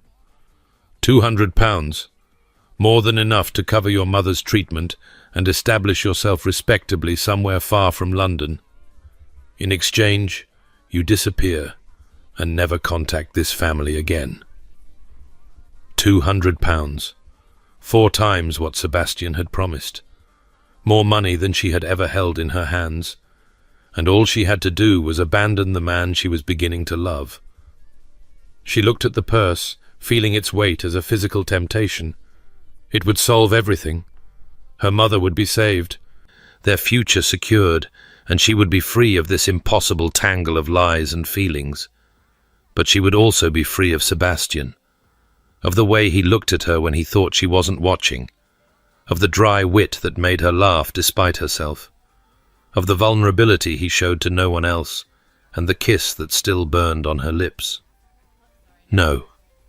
The word emerged before she had consciously decided, and she felt a strange sense of peace settle over her. "I beg your pardon?" "No, Mr. Ashworth." She met his eyes directly. "I will not be bought. Not by you, not by anyone. Whatever happens between Sebastian and me, whatever the truth of this engagement, it is not your concern. And if you attempt to interfere again, I will tell him exactly what you have offered, and he will deal with you accordingly." Harold's face darkened with fury. "You are making a mistake, Miss Blackwell. I have resources you cannot imagine. I will expose you, then expose me." She moved to the door and opened it, standing aside in clear dismissal. "But know that if you destroy Sebastian's happiness to serve your own ambition, you will make an enemy not only of him, but of the bishop as well. And I suspect the Earl's final wishes carry considerable weight in this family." For a long moment, Harold stood frozen, his hands clenched at his sides. Then he snatched up the purse and pushed past her into the corridor, his footsteps angry on the marble floor. Honora waited until he was gone before allowing herself to lean against the doorframe, her legs trembling beneath her. She had refused £200. She had chosen Sebastian over security, over certainty, over everything practical and sensible. What had she done? That night, she told Sebastian everything. They stood in the garden, beneath the stars, far enough from the house that they could not be overheard. The air was cold, autumn deepening toward winter, and their breath misted between them as she recounted Harold's offer and her refusal. Sebastian listened in silence. When she finished, his expression was unreadable in the darkness. £200, he said finally. "You turned down £200? "Yes." "Why?" She had asked herself the same question a dozen times since that afternoon. The answers she had found were complicated, tangled, impossible to articulate. "Because it was the right thing to do," she said finally. "And because..." She took a breath. "Because I am no longer certain I want to leave." The silence that followed seemed to last forever. Then Sebastian moved, closing the distance between them, his hands finding hers in the darkness. "Honora," his voice was rough. "What are you saying?" "I don't know." The admission came out broken, confused. "I came here for money. I agreed to a deception. Everything was supposed to be simple, a business arrangement, nothing more. But then I met your father, and I saw how much he loves you, and I began to understand why you would lie to protect him.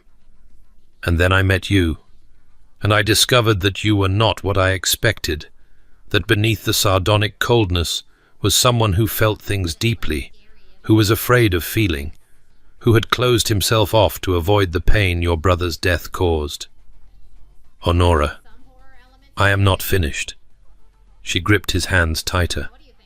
"I do not know if what I feel is real or simply a product of the performance. I do not know if you feel anything for me beyond gratitude for playing my part well, but I know that when Harold offered me money to leave, I could not take it, because leaving would have meant never seeing you again, and that—" her voice cracked. "That was a price I was not willing to pay." Sebastian was silent for a long moment. When he spoke, his voice was barely audible. "I have spent 10 years convincing myself that love was weakness, that caring for anyone too deeply was an invitation to destruction.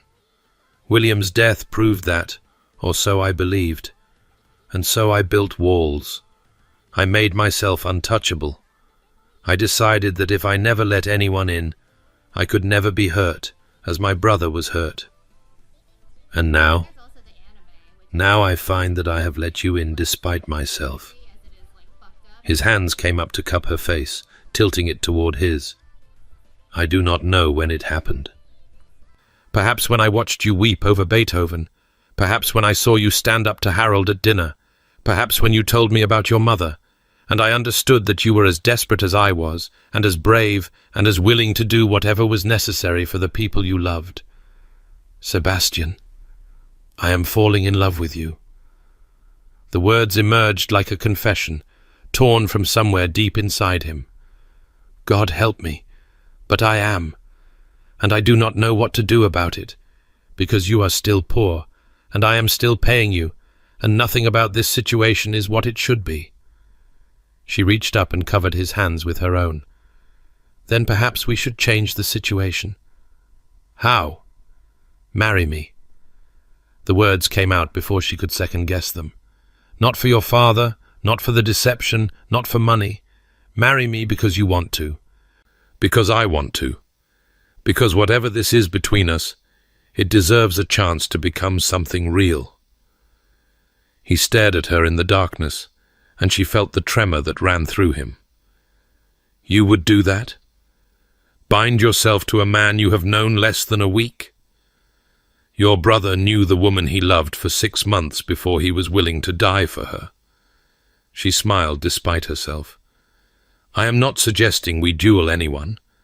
I am merely suggesting we take a chance on each other, on the possibility that what we feel is genuine. And the money? Your mother's treatment? I will accept it as a wedding gift from my husband, freely given, not payment for services rendered." She lifted her chin. "If you are willing to give it under those terms." Sebastian laughed, a sound of pure surprise, and something that might have been joy. "You are negotiating the terms of our marriage while proposing to me in a garden. I am a merchant's daughter. It is in my blood." "So it would seem." He pulled her closer, his arms wrapping around her as though he feared she might vanish. "Very well, Miss Blackwell. Honora, I accept your proposal. I will marry you in 2 days, not for my father, not for any audience, but because I have discovered that life without you seems impossibly bleak. That is not very romantic. I am not a romantic man." He kissed her forehead, her cheeks, the corner of her mouth. "But I am learning. You will have to be patient with me." "I am not known for patience." "Then we are well matched indeed." He kissed her properly then, And this time there was no guilt in it, no confusion, only the beginning of something new and fragile and terrifyingly real. When they finally drew apart, Honora found that she was crying again. "What is it?" Sebastian's voice was concerned. "Have I done something wrong?" "No." She wiped her eyes and laughed at herself. "I am simply not accustomed to hope. It is taking some adjustment." He pulled her close and held her as the stars wheeled overhead and the cold autumn wind stirred the dying roses. "Adjust slowly," he said against her hair. "We have time." But even as he spoke, neither of them heard the soft footfall on the gravel path or saw the shadow that slipped away into the darkness. Harold Ashworth, his face twisted with fury, already planning his revenge. The morning of the wedding dawned grey and cold, with frost silvering the windows and a bitter wind rattling the shutters of Ashworth Hall. Honora woke before dawn, her heart racing with a mixture of anticipation and terror that made sleep impossible. Today she would marry Sebastian Ashworth, not for money, not for deception, but because somewhere in the chaos of the past week she had fallen in love with him. The realization still felt fragile, easily shattered by too much examination. She had known him less than 7 days. She had come to his house as a hired player in a fiction. Everything about their situation defied logic and propriety and common sense. And yet, when she thought of returning to London without him, of resuming her life of mending and music lessons and slow decay, something in her chest contracted with pain she could not dismiss. She wanted this, wanted him, wanted the future they had barely begun to imagine together. Mrs. Bradley arrived with breakfast on a tray and a young maid to help with dressing. The ivory silk gown had been pressed to perfection, and the veil, a delicate thing of Brussels lace that had belonged to Sebastian's mother, lay waiting on the bed like a ghost made tangible. "His lordship chose it himself," Mrs. Bradley said, noting Honora's expression as she touched the lace. "Lady Catherine wore it at her own wedding, 40 years past. Lord Thornfield said you should have something of the family, to mark you as one of us." Honora felt tears prick her eyes, but blinked them back. She would not begin her wedding day weeping, no matter how touched she was by Sebastian's gesture. "Please thank him for me," she managed. "It is beautiful." The hours that followed passed in a blur of preparation. Her hair was dressed with small white flowers from the greenhouse, her mother's pearls, Catherine's pearls, clasped around her throat. The gown fit perfectly, transforming her from a poor merchant's daughter into something that might pass for a viscountess. When she finally stood before the mirror, fully arrayed, she barely recognized herself. "You look lovely, miss." The young maid's voice was soft with admiration. "Lord Thornfield is a lucky man." "I am the lucky one," Honora said, and meant it. A knock came at the door, and Mrs. Bradley opened it to reveal the bishop, dressed in his ceremonial vestments, his expression grave but not unkind. "Miss Blackwell, a word before the ceremony?" She nodded and followed him into the corridor, her silk skirts whispering against the floor. He led her to a window alcove overlooking the frost-covered gardens, far enough from servants' ears to speak privately. "I have watched you these past days," he said without preamble. "I came here intending to expose a deception, to protect my brother from lies in his final weeks. Instead, I have witnessed something I did not expect." "What have you witnessed?" "Transformation." The bishop's dark eyes held hers. "When you arrived, you were a woman playing a part competent, careful, guarded. But something changed. The walls came down. The performance became genuine." He paused. "I saw you in the garden last night, with Sebastian." Honora felt heat flood her cheeks. "You were watching?" "I was taking my evening constitutional, and came upon you by accident. I did not intend to eavesdrop, but—" A faint smile crossed his weathered features. "I confess I was curious, and what I heard convinced me that whatever this arrangement began as, it has become something real. I love him." The words came out simply, without embellishment. "I did not intend to. I did not want to. But I do. I know." The bishop reached out and took her hand, his grip warm and surprisingly gentle. "And he loves you.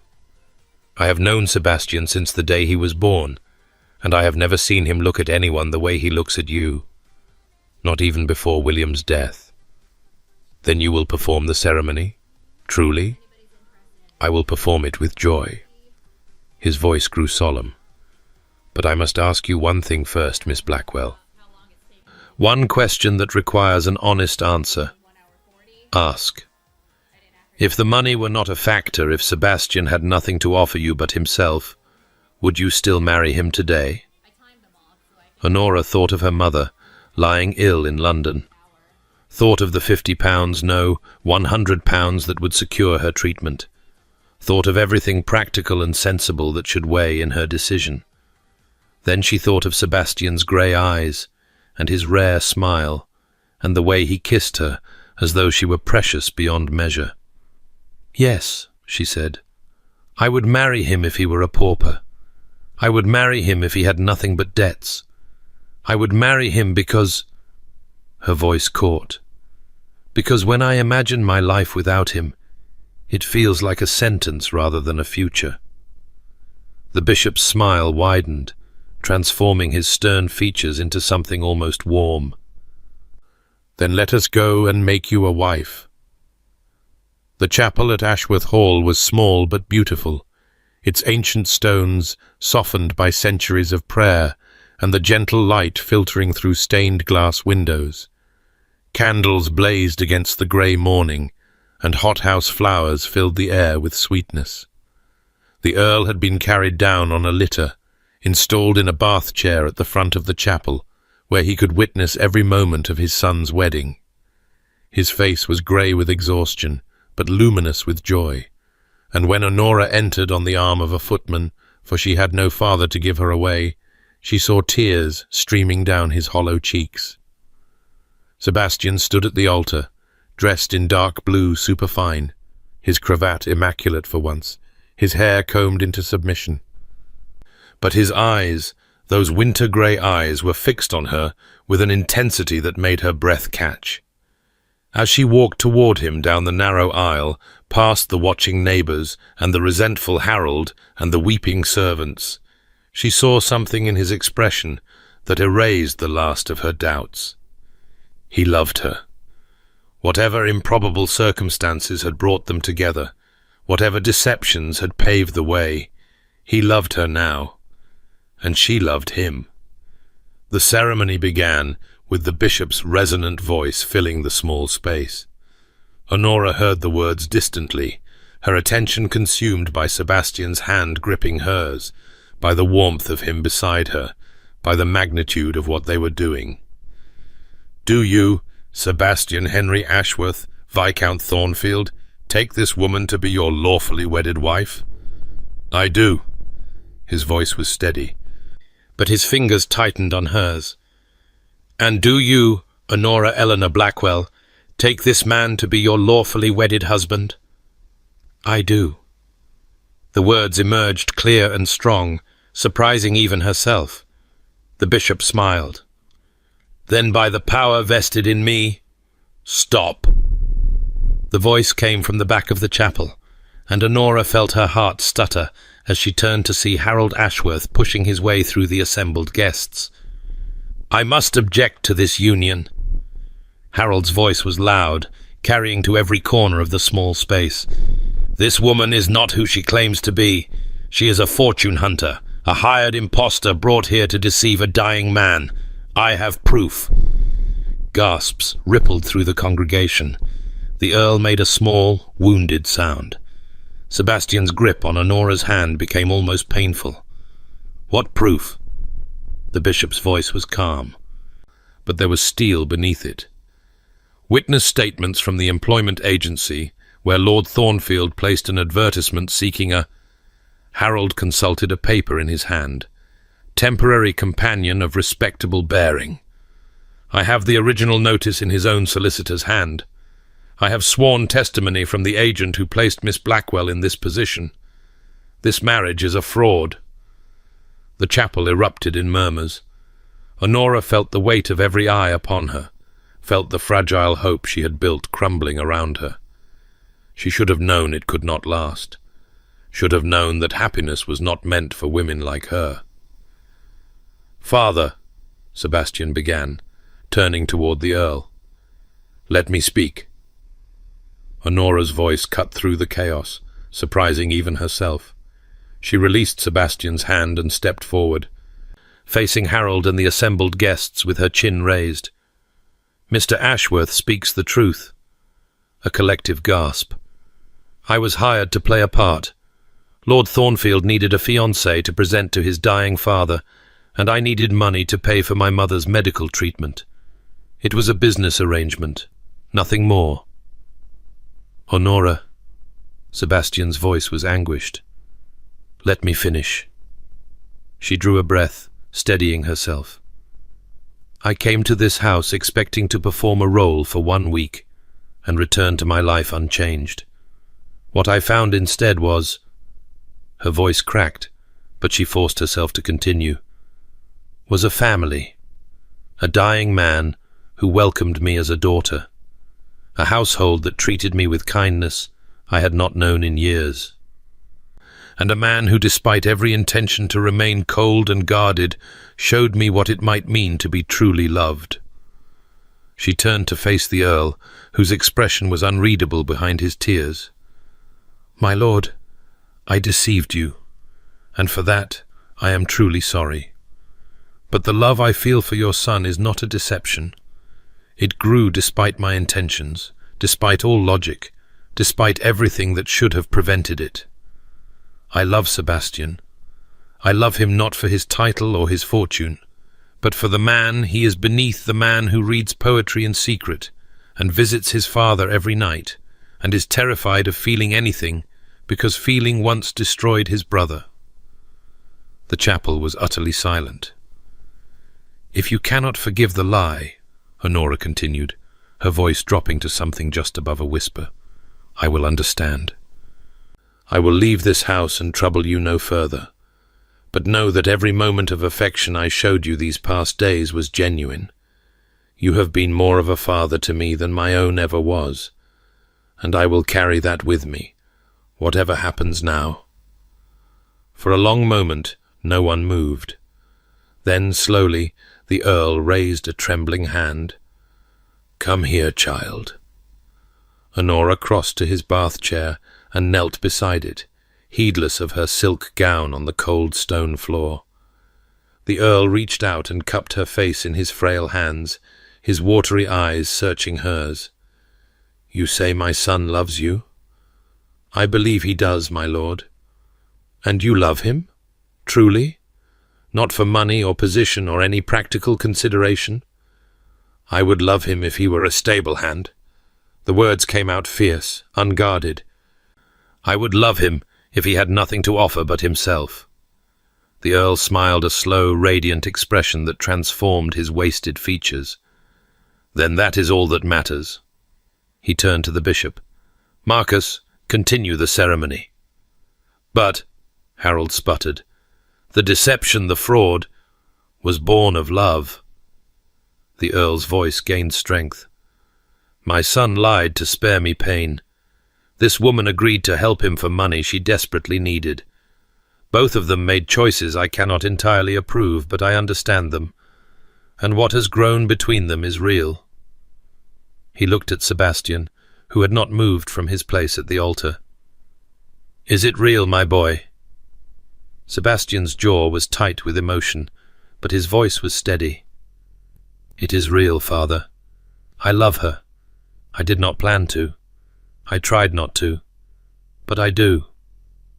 "Then marry her."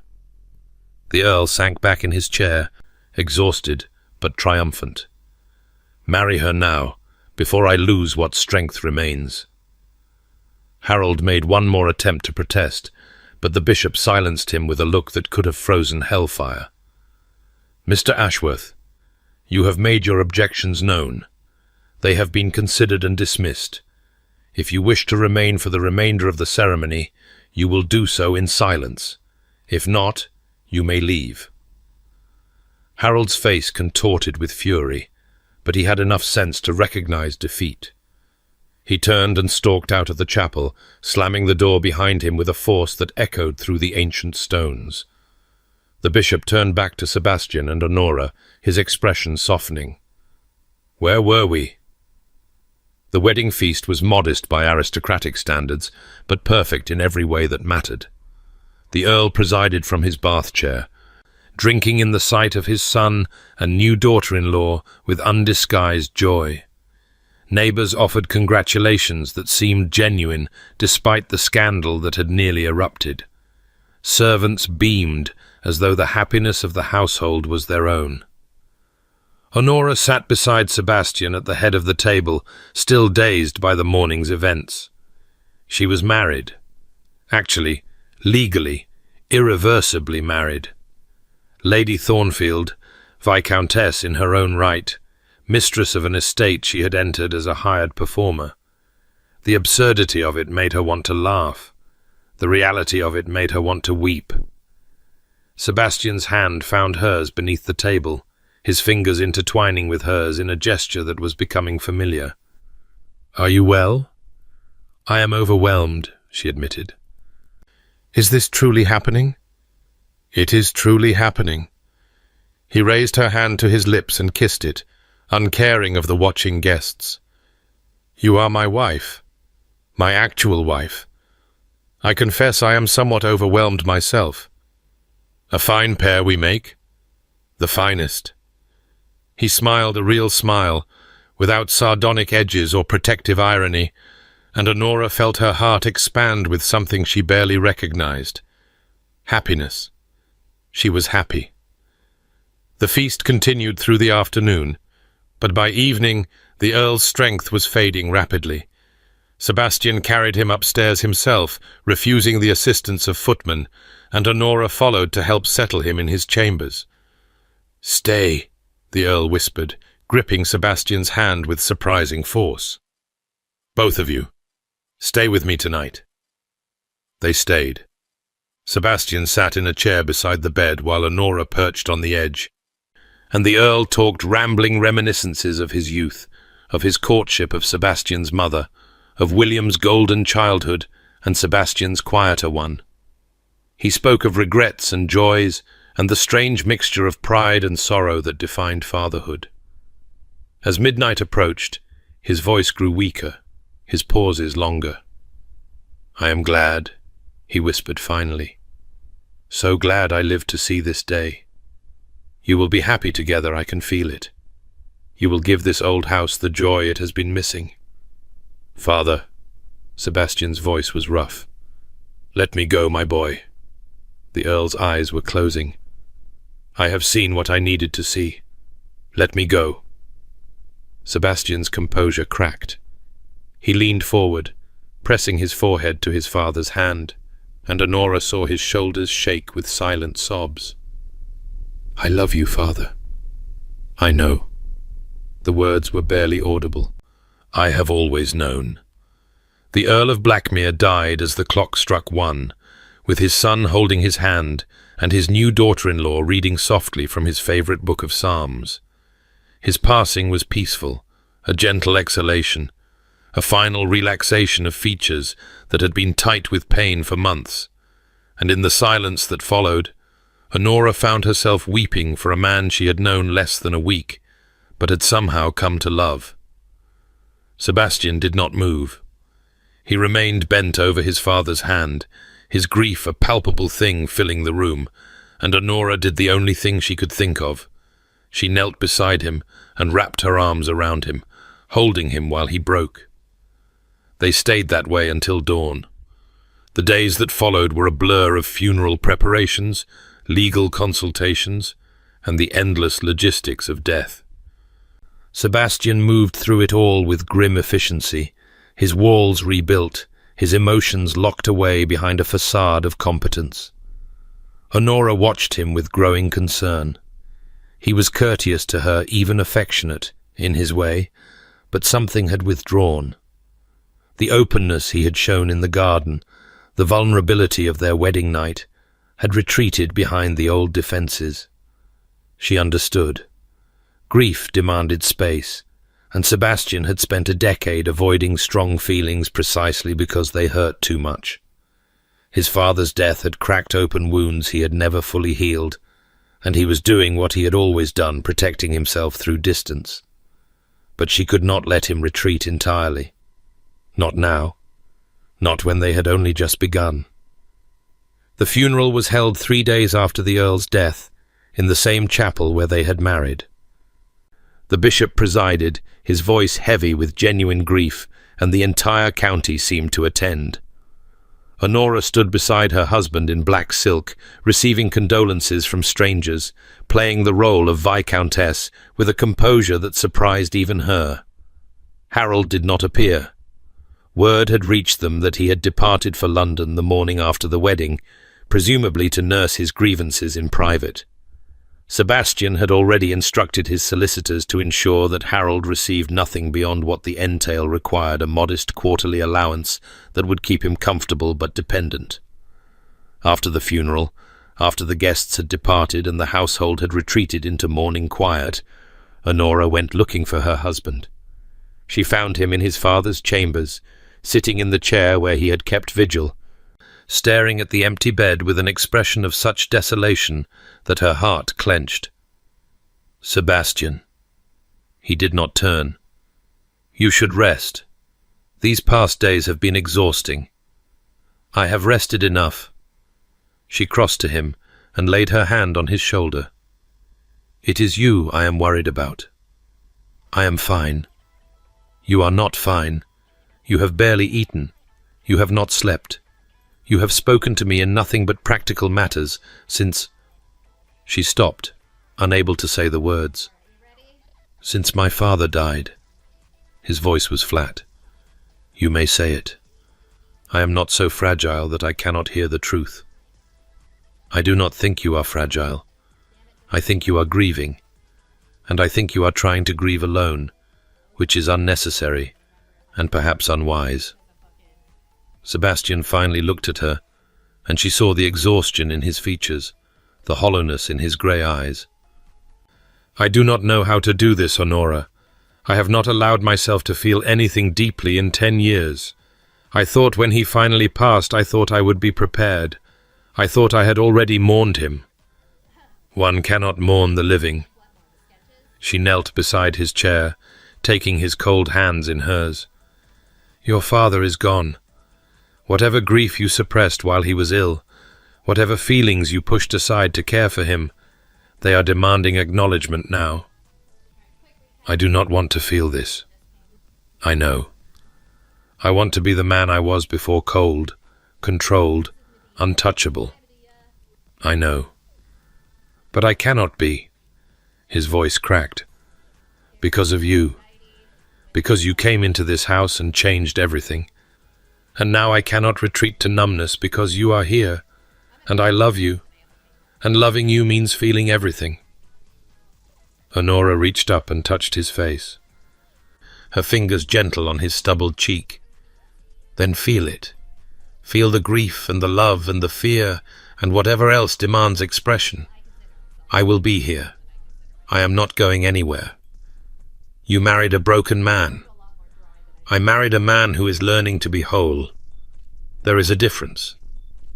Sebastian closed his eyes, and when he opened them again, they were bright with unshed tears. "I miss him. God help me, but I miss him already." "I know. I miss him too. You knew him less than a week, and in that week he showed me more acceptance and warmth than I had known in years." She smiled despite her own tears. "He loved you so much, Sebastian. All he wanted was your happiness. And now," she gestured to herself, "you have it, or the beginning of it at least." Sebastian pulled her up and into his arms, holding her with desperate strength. "Stay with me. Through this, through whatever comes next. I cannot do this alone." "You will never have to." She pressed her face against his chest, feeling his heart beat beneath her cheek. "I made vows, remember? For better or worse. This is the worse. The better will come." They held each other in the darkening room while the sun set over Ashworth Hall, and somewhere in the midst of grief and exhaustion and the strange peace of shared sorrow, they began the work of building a life together. The following weeks brought the slow rhythm of mourning and adjustment. Sebastian assumed his new responsibilities as Earl of Blackmere, a title that fit him awkwardly at first, like an inherited coat cut for a different body. There were tenants to meet, accounts to review, a crumbling estate to restore.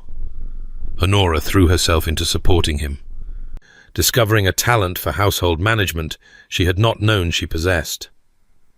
Her mother arrived at Ashworth Hall a fortnight after the funeral, transported by a private carriage Sebastian had arranged. Dr. Shaw accompanied her, having agreed to oversee her treatment in the country air that he declared far superior to London's soot and noise. Eleanor Blackwell was too weak to be surprised by her daughter's transformation from impoverished spinster to countess. She simply smiled when Honora explained, leaving out the more scandalous details, and said, "I always knew you would find your way, darling. You were always the strong one."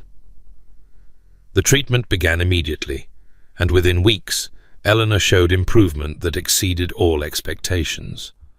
The consumption had not been as advanced as feared, Dr. Shaw reported, and with proper care and rest, she might live many years yet. The bishop departed for London after the funeral, but not before extracting a promise from Honora and Sebastian to visit him when they came to town. "I expect to see you both at Easter services," he said sternly, looking properly married and disgustingly happy. "We shall do our best," Sebastian replied, and the faint smile on his lips suggested that disgustingly happy might not be beyond reach. Spring came slowly to Derbyshire, but when it arrived, it transformed Ashworth Hall. The gardens that had been neglected burst into glorious bloom, tended now by an army of gardeners Sebastian had hired at Honora's suggestion. The house itself underwent repairs and renovations, its faded grandeur slowly restored to something approaching its former glory. And in the midst of it all, Honora discovered that she was with child. She told Sebastian on a May evening, in the rose garden his mother had planted, beneath a sky streaked with pink and gold. He stared at her for a long moment, his expression unreadable, and she felt a flutter of fear that she had somehow miscalculated. Then he swept her into his arms and spun her around, laughing with a joy she had never heard from him before. "A child," he said, setting her down but keeping his arms around her. "Our child, an heir for Ashworth Hall, or an heiress. We cannot know yet. I do not care. Boy or girl, it makes no difference." He pressed his forehead to hers. "I thought I would never have this. Never wanted it, after William. A family seemed like too great a risk, too much to lose. And now? Now I cannot imagine anything else." He kissed her softly. "You have given me everything, Honora. Everything I did not know I needed. You have given me the same." She touched his face, marveling at how familiar it had become. "I came here expecting nothing but a transaction. Instead, I found a home, a family, a future." She smiled. "And a husband who, despite his best efforts, turned out to be rather wonderful. Wonderful is overstating it. Tolerable, then. Occasionally bearable." He laughed and kissed her again, and the roses bloomed around them, and somewhere in the house, Eleanor Blackwell was playing pianoforte while Mrs. Bradley hummed along, and everything that had seemed impossible 6 months ago had somehow become beautifully, improbably real. 8 years later, the annual Christmas gathering at Ashworth Hall had become a tradition, spoken of throughout the county as the event of the season. The great house blazed with candles, its halls decked with holly and ivy, its kitchens producing feasts that rivaled anything London could offer. Honora moved through the crowded drawing room, greeting guests and directing servants with the ease of long practice. She had grown into her role as Countess of Blackmere, no longer the awkward merchant's daughter playing a part, but a woman of genuine authority and warmth. 3 children had contributed to her transformation. James, the eldest at 7, bore his grandfather's name and his father's grey eyes. Catherine, 5, had her mother's auburn hair and her grandmother Eleanor's gentle temperament. And little William, named for the uncle he would never know, was just 3. A whirlwind of energy who kept the entire household in constant motion. Eleanor herself sat in the corner, surrounded by admirers, her health remarkably robust for a woman who had once seemed destined for an early grave. Dr. Shaw visited twice yearly and pronounced her constitution stronger than most women half her age. The bishop had arrived that morning, his hair entirely silver now, but his eyes as sharp as ever. He was leading James through a complicated theological discussion about whether Father Christmas counted as a saint, while Catherine practiced her curtsies on the vicar's wife and William attempted to climb the Christmas tree. "William, down this instant!" Honora caught her youngest before he could topple the tree and its hundreds of candles. He squirmed in her arms, laughing, entirely unrepentant. "Papa said I could reach the star." "Papa said nothing of the kind." Sebastian appeared at her side, lifting William from her arms with practiced ease. "I said you could help put the star on the tree, which we did together, using a ladder, like civilized people."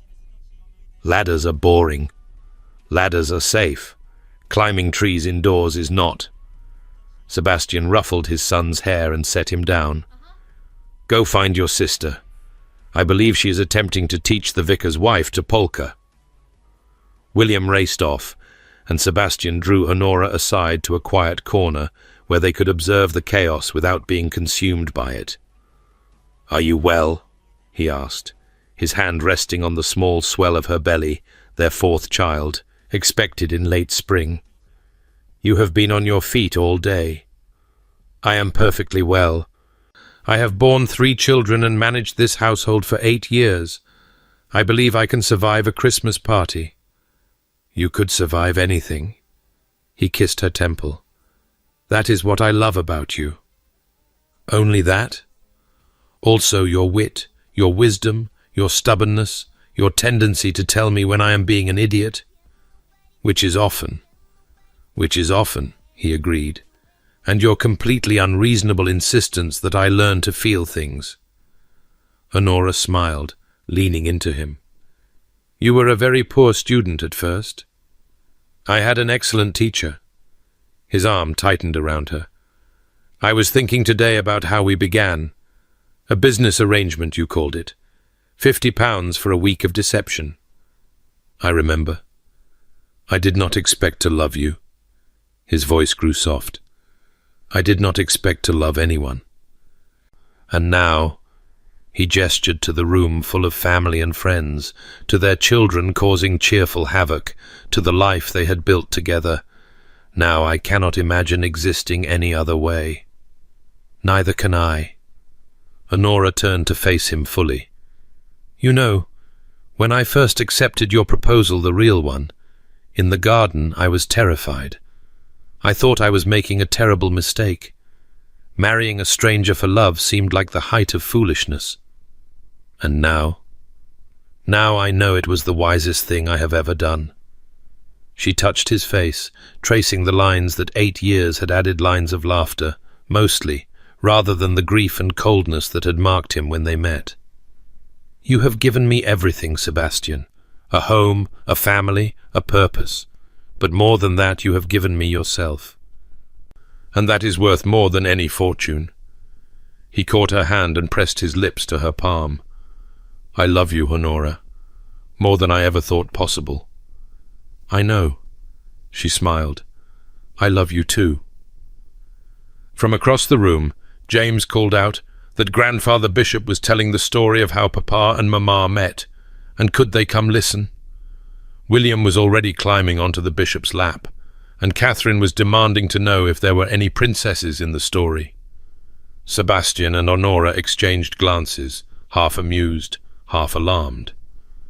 "The bishop's version of events tends to be rather unvarnished," Sebastian said. "Then perhaps we should provide editorial oversight." They crossed the room together, hand in hand, to join their family around the fire. The bishop paused in his narrative as they approached. "Ah, the happy couple themselves. Children, did I tell you that your mother was very brave when she first came to Ashworth Hall? She was afraid, but she faced her fears and did what she believed was right." "Was Papa brave too?" Catherine asked. The bishop considered. "Your father was learning to be brave. Your mother helped him." "I thought the man was supposed to save the lady," James said dubiously. "Sometimes," Sebastian said, settling onto the sofa and pulling William onto his lap. "The lady saves the man, and sometimes they save each other." "That's what happened with you and Mama?" "That is exactly what happened." Sebastian met Honora's eyes across the children's heads, and in his gaze she saw everything: the desperation that had brought them together, the deception that had nearly destroyed them, the love that had transformed them both. "Your mother saved me, and I have spent every day since trying to deserve her." "Do you deserve her yet?" William asked seriously. Sebastian smiled. "Not yet, but I am still trying." Honora reached across the children to take his hand. "You deserve me," she said quietly. "You always did." The firelight flickered, casting warm shadows across the room full of people they loved.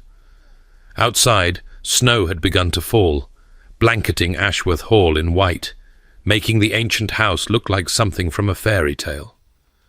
Once upon a time, a man who needed a fake wife had found a woman who needed money.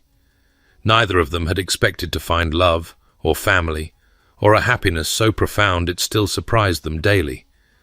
But they had found it nonetheless, and they lived, as the best stories promise, happily ever after.